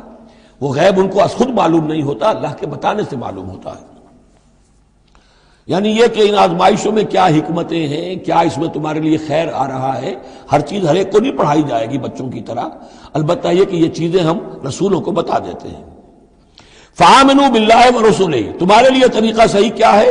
ایمان پختہ رکھو اللہ پر اور اس کے رسولوں پر۔ وَإِن تُؤْمِنُوا وَتَتَّقُوا فَلَكُمْ أَجْرٌ عَظِيمٌ، اور اگر تم یہ دو شرطیں پوری کر دو گے، ایمان میں ثابت قدم رہو گے، تقوی پر کاربند رہو گے، تو تمہارے لیے بہت بڑا اجر ہے۔ وَلَا يَحْسَبَنَّ الَّذِينَ يَبْخَلُونَ بِمَا آتَاهُمُ اللَّهُ مِنْ فَضْلِهِ هُوَ خَيْرًا لَهُمْ، اسی طرح نہ سمجھے وہ لوگ کہ جو بخل کر رہے ہیں اس مال کے ساتھ جو اللہ نے انہیں دیا ہے اپنے فضل میں سے، کہ یہ ان کے لیے خیر ہے۔ ظاہر بات ہے جب جنگ احد کے لیے تیاری ہو رہی ہوگی، حضور نے کہا ہوگا کہ لاؤ بھائی لوگ اب کچھ پیسے دیں، کچھ مال و اسباب جمع کریں تاکہ اسباب جنگ جو ہے وہ فراہم کیے جائیں۔ اب جو ان میں سے غنی تھے، ان میں سے جن لوگوں نے بخل کیا، اب ان پر اشارہ ہو رہا ہے کہ انہوں نے بخل کر کے بچا لیا، وہ یہ نہ سمجھے کہ یہ کوئی اچھا کام کیا ہے۔ وَلَا يَحْسَبَنَّ الَّذِينَ يَبْخَلُونَ بِمَا آتَاهُمُ اللَّهُ مِنْ فَضْلِهِ، اللہ نے اپنے فضل سے انہیں جو کچھ عطا کیا ہے، اب اس میں بخل سے کام لے رہے ہیں، کہ وہ ان کے لیے اچھا ہے، بل ہوا شر لکم شر لہم، یہ ان کے لیے بہت برا ہے۔ سیطوقون ما بخلوا بہ یوم القیامہ، اسی مال کے توق بنا کر ان کے گردنوں میں پہنائے جائیں گے قیامت کے دن جو بخل انہوں نے کیا تھا۔ وللہ میراث السماوات والارض، اور آسمانوں اور زمین کی وراثت بالآخر اللہ ہی کے لیے ہے۔ آج یہ تمہارے پاس ہے، یہ میرے پاس ہے، بالآخر سب کچھ اللہ کے لیے رہ جائے گا، ہم نہیں ہوں گے، ہمارے بعد کسی اور کا، پھر کسی اور کا، اور پھر یہ سارا مال و اسباب ہاتھ بدلتے ہوئے بالآخر میراث تو اللہ کی ہے۔ وَلِلَّهِ مِيرَاثُ السَّمَاوَاتِ وَالْأَرْضِ وَاللَّهُ بِمَا تَعْمَلُونَ خَبِيرٌ، اور جو کچھ تم کر رہے ہو اللہ اس سے باخبر ہے۔ یہاں وہ 18 رکوع مکمل ہو گئے، 6 رکوع جو غزوہ احد کے بیان میں تھے۔ اب 2 کنکلوڈنگ رکوع ہے اس سورہ مبارکہ کے۔ لَقَدْ سَمِعَ اللَّهُ قَوْلَ الَّذِينَ قَالُوا إِنَّ اللَّهَ فَقِيرٌ وَنَحْنُ أَغْنِيَاءُ، اللہ نے سن لی ہے بات، قول ان لوگوں کا جو یہ کہتے ہیں کہ اللہ فقیر ہے، ہم غنی ہیں۔ ان میں منافقین بھی شامل ہو سکتے ہیں اور یہودی بھی۔ جب حضور کہتے تھے اللہ تعالیٰ کو ضرورت ہے قرض حسنہ دو، تو گویا کہ اللہ تو فقیر ہوا، پھر محتاج ہوا، ہم غنی ہیں، ہمارے پاس دولت ہے۔ سنکتب ما قالوا، ہم لکھ لیں گے جو کچھ انہوں نے کہا ہے۔ بڑا غصہ ہے اس کے اندر، ہم لکھ لیں گے جو کچھ انہوں نے کہا ہے۔ فوراً تو نہیں پکڑتے، لیکن ایک وقت آئے گا کہ جس دن انہیں اپنے اس قول کی پوری جو ہے اس کی سزا مل جائے گی۔ اور صرف یہی نہیں، قتلہم الانبیاء بغیر حق، اور جو نبیوں کو یہ قتل کرتے رہے ناحق، وَنَقُولُ ذُوقُوا عَذَابَ الْحَرِيقِ، اور ہم کہیں گے کہ اب چکھو مزہ اس جلا دینے والے سلگتی ہوئی آگ کا۔ ذَلِكَ بِمَا قَدَّمَتْ أَيْدِيكُمْ، اور یہ سب کچھ ہے تمہارے اپنے ہاتھوں نے جو آگے بھیجا ہے۔ وَأَنَّ اللَّهَ لَيْسَ بِظَلَّامٍ لِّلْعَبِيدِ، اور اللہ تو اپنے بندوں کے حق میں ہرگز ظالم نہیں ہے۔ الَّذِينَ قَالُوا إِنَّ اللَّهَ عَهِدَ إِلَيْنَا، یہ گویا کہ پھر یہود کی طرف رخ ہو گیا ہے، جیسا کہ اس صورت میں پہلے تھا، اس رکوع میں 19ویں میں۔ جو لوگ یہ کہتے ہیں کہ اللہ نے ہم سے ایک عہد لے لیا تھا، اللہ نؤمن لرسول حتی یاتینا بقربان تاکلہ النار، کہ ہم کسی رسول پر ایمان نہ لائیں جب تک کہ وہ ایسی قربانی پیش نہ کرے جسے آگ کھا جائے۔ یہ ابتدائی زمانے میں جیسا کہ میں نے عرض کیا تھا، عہد طفولیت تھا نوع انسانی کا، تو خرق عادت چیزیں بہت ہوتی تھی۔ ان میں سے ایک بات یہ بھی تھی یہود کے ہاں ابتدائی دور میں کہ اگر کوئی شخص قربانی پیش کرتا ہے اللہ کی جناب میں، کوئی بچڑا اس نے ذبح کیا، پیش کر دیا، اللہ کے لیے صدقہ کیا، نذر کیا ہے، تو آسمان پر سے ایک آگ اترتی تھی جو اسے بھسم کر دیتی تھی۔ یہ علامت ہوتی ہے اس کی کہ یہ قربانی قبول ہو گئی۔ جیسے حابیل اور قابیل کے قصے میں ہے کہ دونوں نے کچھ پیش کیا، قربا قربانا فتقبل من احدہما ولم یتقبل من الآخر، ایک کی قبول ہو گئی دوسری کی نہیں ہوئی۔ پتہ کیسے چلا؟ آپ اگر قربانی کرتے ہیں عید الاضحیٰ میں، کس کی قربانی قبول ہوئی کس کی نہیں ہوئی کیا پتہ، یہ تو اللہ ہی جانتا ہے۔ لیکن پہلے ایسی علامات حسی ہوتی تھی کہ پتہ چل جاتا تھا یہ قربانی اللہ نے قبول کر لی۔ تو اسی کے لیے انہوں نے کہا کہ ہم سے تو عہد لے لیا تھا اللہ نے کہ ہم کسی رسول کو جب تک کہ وہ یہ معجزہ نہ دکھائے اس وقت تک نہیں مانیں گے، تو اگر محمد رسول ہے تو یہ معجزہ دکھائیں۔ یہ تھی بات جس کا جواب دیا جا رہا ہے۔ قُلْ قَدْ جَاءَكُمْ رُسُلٌ مِّن قَبْلِي بِالْبَيِّنَاتِ، اے نبی ان سے کہیے تمہارے پاس مجھ سے پہلے بہت سے رسول آئے واضح معجزوں کے ساتھ، وَبِالَّذِي قُلْتُمْ، اور وہ معجزہ بھی انہوں نے دکھایا جو تم کہہ رہے ہو۔ فَلِمَ قَتَلْتُمُوهُمْ، پھر تم نے انہیں کیوں قتل کیا؟ ان کنتم صادقین، اگر تم سچے ہو۔ فَإِن كَذَّبُوكَ، پھر اے نبی اگر وہ آپ کو جھٹلا دیں، فَقَدْ كُذِّبَ رُسُلٌ مِّن قَبْلِكَ، تو یہ آپ ہی کے ساتھ معاملہ نہیں ہوا، آپ سے پہلے بھی جو رسول تھے انہیں جھٹلایا گیا۔ گویا کہ یہ تو اس راستے کی ایک عام جو ہے وہ تجربہ ہے جو آپ کو بھی کرنا پڑے گا، جو اس سے پہلے نبیوں کے ساتھ ہوا ہے۔ جاؤ بالبینات، وہ بھی آئے تھے واضح نشانیاں لے کر، واضح معجزات کے ساتھ، والزبر، اور صحیفے لے کر، والکتاب المنیر، اور روشن کتاب لے کر۔ کل نفس ذائقۃ الموت، ہر ذی نفس کو موت کا مزہ چکھنا ہے، ایک دن تو موت آ جائے گی۔ وانما توفون اجورکم یوم القیامہ، اور دوسری بات تمہیں لازماً تمہارے اجر پورے پورے دے دیے جائیں گے، انما توفون اجورکم یوم القیامہ، قیامت کے دن۔ فمن زحزح عن النار، تو جو کوئی بچا لیا گیا جہنم سے، آگ سے، وادخل الجنہ، اور داخل کر دیا گیا جنت میں، فقد فاز، وہ کامیاب ہو گیا۔ اللہم ربنا اجعلنا منہم، اللہم ربنا اجعلنا منہم، وما الحیات الدنیا الا متاع الغرور، اور نہیں ہے دنیا کا یہ سارا ساز و سامان مگر دھوکے کی ٹٹی، دھوکے کا سامان۔ اب وہ آیت آ گئی جو سورہ بقرہ کے 19ویں رکوع میں آئی تھی، وَلَنَبْلُوَنَّكُمْ بِشَيْءٍ مِّنَ الْخَوْفِ وَالْجُوعِ وَنَقْصٍ مِّنَ الْأَمْوَالِ وَالْأَنفُسِ وَالثَّمَرَاتِ، صرف یہ کہ صیغہ بدلا ہوا ہے، یہاں مجہول کا صیغہ ہے۔ لَتُبْلَوُنَّ فِي أَمْوَالِكُمْ وَأَنفُسِكُمْ، اے مسلمانوں دوبارہ کان کھول کے سن لو، تمہیں لازماً آزمایا جائے گا، تمہارے مالوں میں بھی اور تمہاری جانوں میں بھی۔ وَنَقْصٍ مِّنَ الْأَمْوَالِ وَالْأَنفُسِ وَالثَّمَرَاتِ، یہ آنا ہے، کان کھول کر سن لو۔ یہ پھولوں کی سیج نہیں ہے، یہ کانٹوں بھرا بستر ہے۔ جنت لینی ہے تو یہ نہیں ٹھنڈے ٹھنڈے اور بغیر تکلیفیں اٹھائے تمہیں جنت مل جائے گی۔ ام حسبتم ان تدخلوا الجنہ ولا تسمعن من الذين اوتوا الكتاب من قبلكم ومن الذين اشركوا اذى كثيرا، اور تمہیں لازماً سننی پڑے گی ان لوگوں سے بھی کہ جنہیں تم سے پہلے کتاب دی گئی تھی، اور ان مشرکین سے بھی اذى كثيرا، بڑی تکلیف دہ باتیں سننی پڑیں گی۔ سنو اور صبر کرو، جیسے حضور سے ابتدا میں کہا گیا تھا وَاصْبِرْ عَلَىٰ مَا يَقُولُونَ وَاهْجُرْهُمْ هَجْرًا جَمِيلًا، جو کچھ یہ کہہ رہے ہیں سنیے اور صبر کیجیے۔ اور ہمیں خوب معلوم ہے، کسی نے آ کر کہہ دیا مجنون ہے، کسی نے کہہ دیا شاعر ہے، کسی نے کہا ساحر ہے، کسی نے کہا مسحور ہے۔ وَلَقَدْ نَعْلَمُ أَنَّكَ يَضِيقُ صَدْرُكَ بِمَا يَقُولُونَ، اے نبی ہمیں خوب معلوم ہے کہ جو کچھ یہ کہہ رہے ہیں، جو کچھ آپ کو سننا پڑ رہا ہے ان کی زبانوں سے، اس سے آپ کا سینہ بھیجتا ہے، آپ کو تکلیف پہنچتی ہے، لیکن صبر کیجیے۔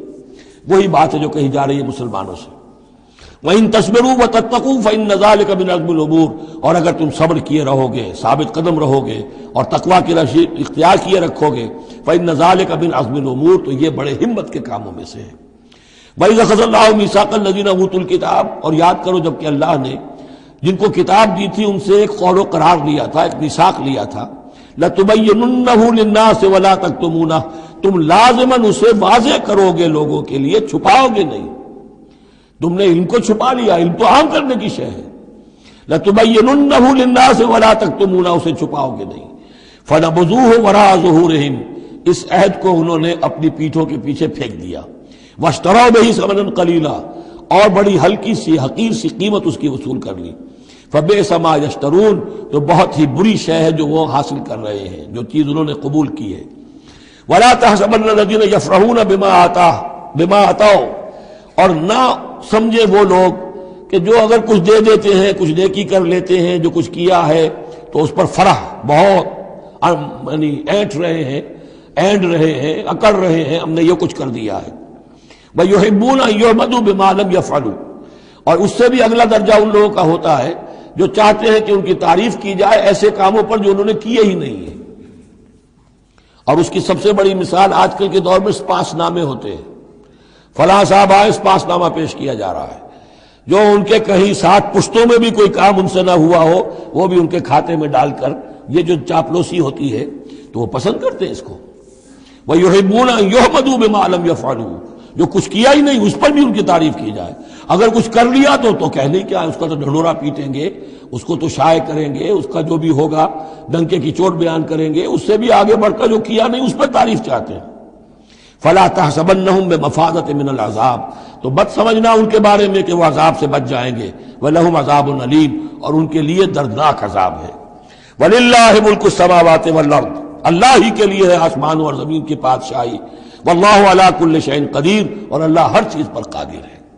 اب آ گیا ہے وہ آخری رکوع جو قرآن مجید کے عظیم ترین مقامات میں سے ہے۔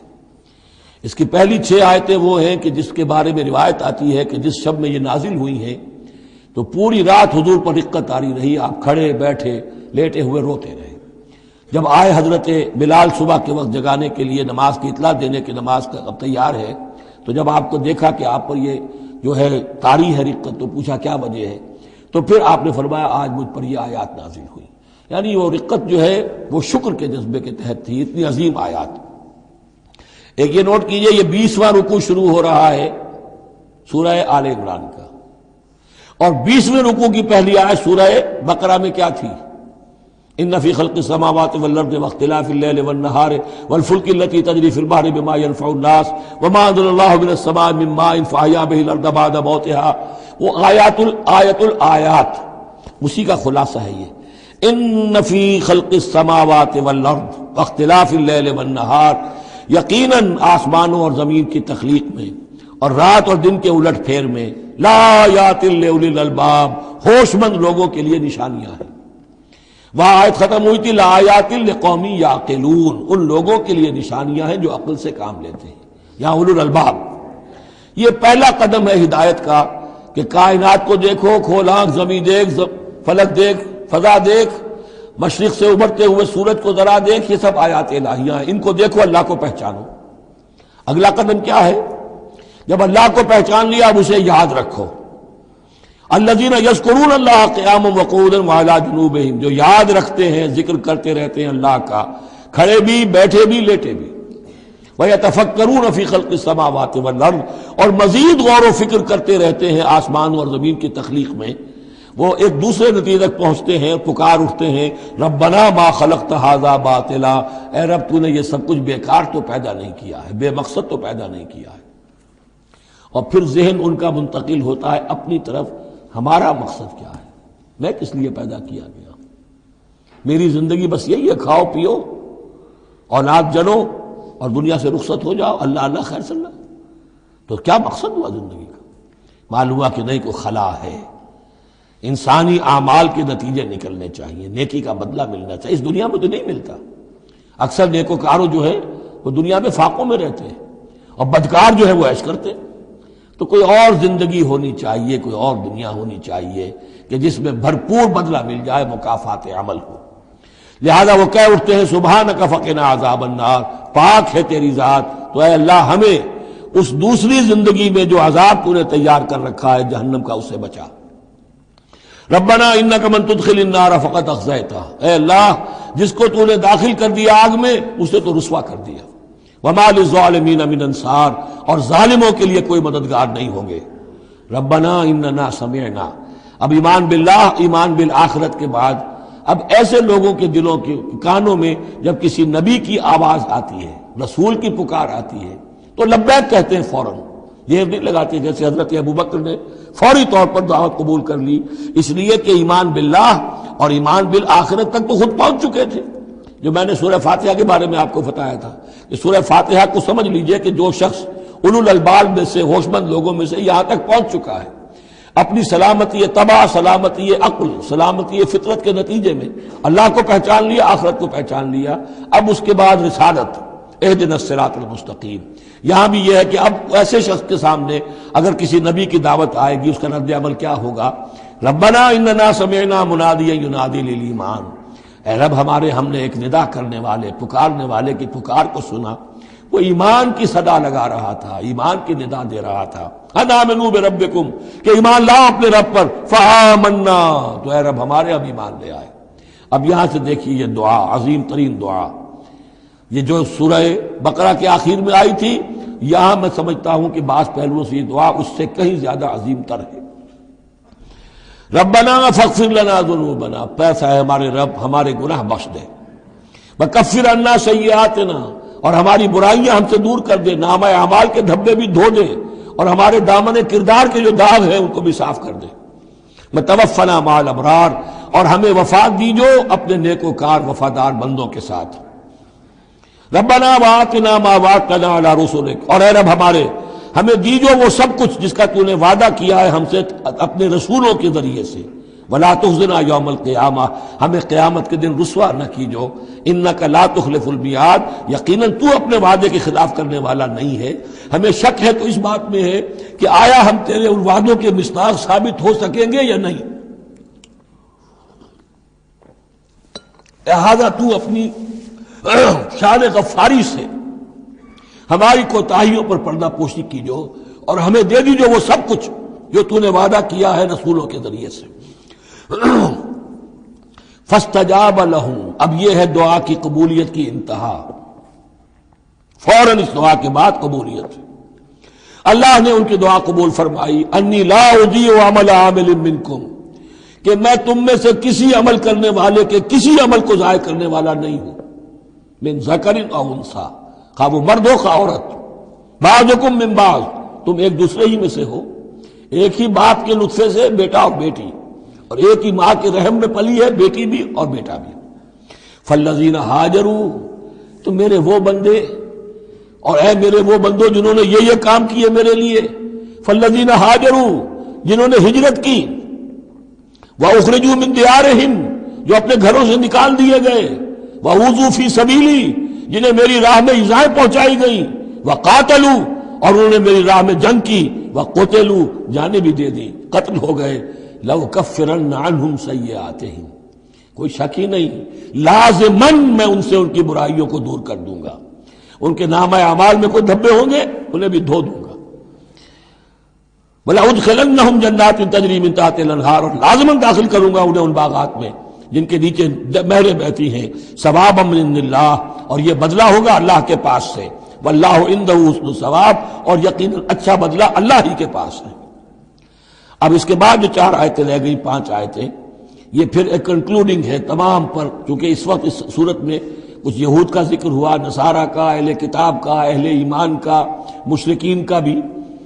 لا یغرنک تقلب الذین کفروا فی البلاد، اے نبی صلی اللہ علیہ وسلم، یہ کافر جو بھاگ دوڑ کر رہے ہیں ادھر سے ادھر، ادھر سے ادھر، اور سازشیں کر رہے ہیں اور جمعیتیں فراہم کر رہے ہیں اسلام کو ختم کرنے کے لیے، اس سے آپ دھوکے میں نہ آئیں، ان کی طاقت کے بارے میں کہیں آپ مروب نہ ہو جائیں۔ لا یغرنک تقلب الذین کفروا فی البلاد متاع قلیل، یہ ہم نے تھوڑی دیر کے لیے انہیں ساز و سامان دے دیا ہے، ثم ماواہم جہنم، پھر ان کا ٹھکانہ جو ہے وہ تو جہنم ہی ہے، وبئس المہاد اور وہ بہت برا ٹھکانہ ہے۔ لیکن الذین اتقوا ربہم، اس کے برعکس جن لوگوں نے اللہ کا اپنے رب کا تقوی اختیار کیا، لہم جنات تجری من تحتہا الانہار خالدین فیہا، ان کے لیے باغات ہوں گے جن کے دامن میں ندیاں بہتی ہوں گی، اس میں وہ ہمیشہ ہمیشہ رہیں گے، نزلا من عند اللہ، اور یہ بھی ابتدائی مہمان نوازی ہوگی اللہ کی طرف سے، نزل، وما عند اللہ خیر للابرار، اور مزید جو اللہ کے پاس ہے وہ بہت بہتر ہے نیکوکار لوگوں کے لیے۔ یہ نوٹ کر لیجئے، جو میں نے وہ حدیث کے الفاظ بار بار سنائے کہ جنت کی اصل نعمتیں وہ ہیں ما لا عین رات ولا اذن سمعت وما خطر علی قلب بشر، یہ جو کچھ قرآن میں ذکر ہے یہ نزل ہے، ابتدائی مہمان نوازی ہے۔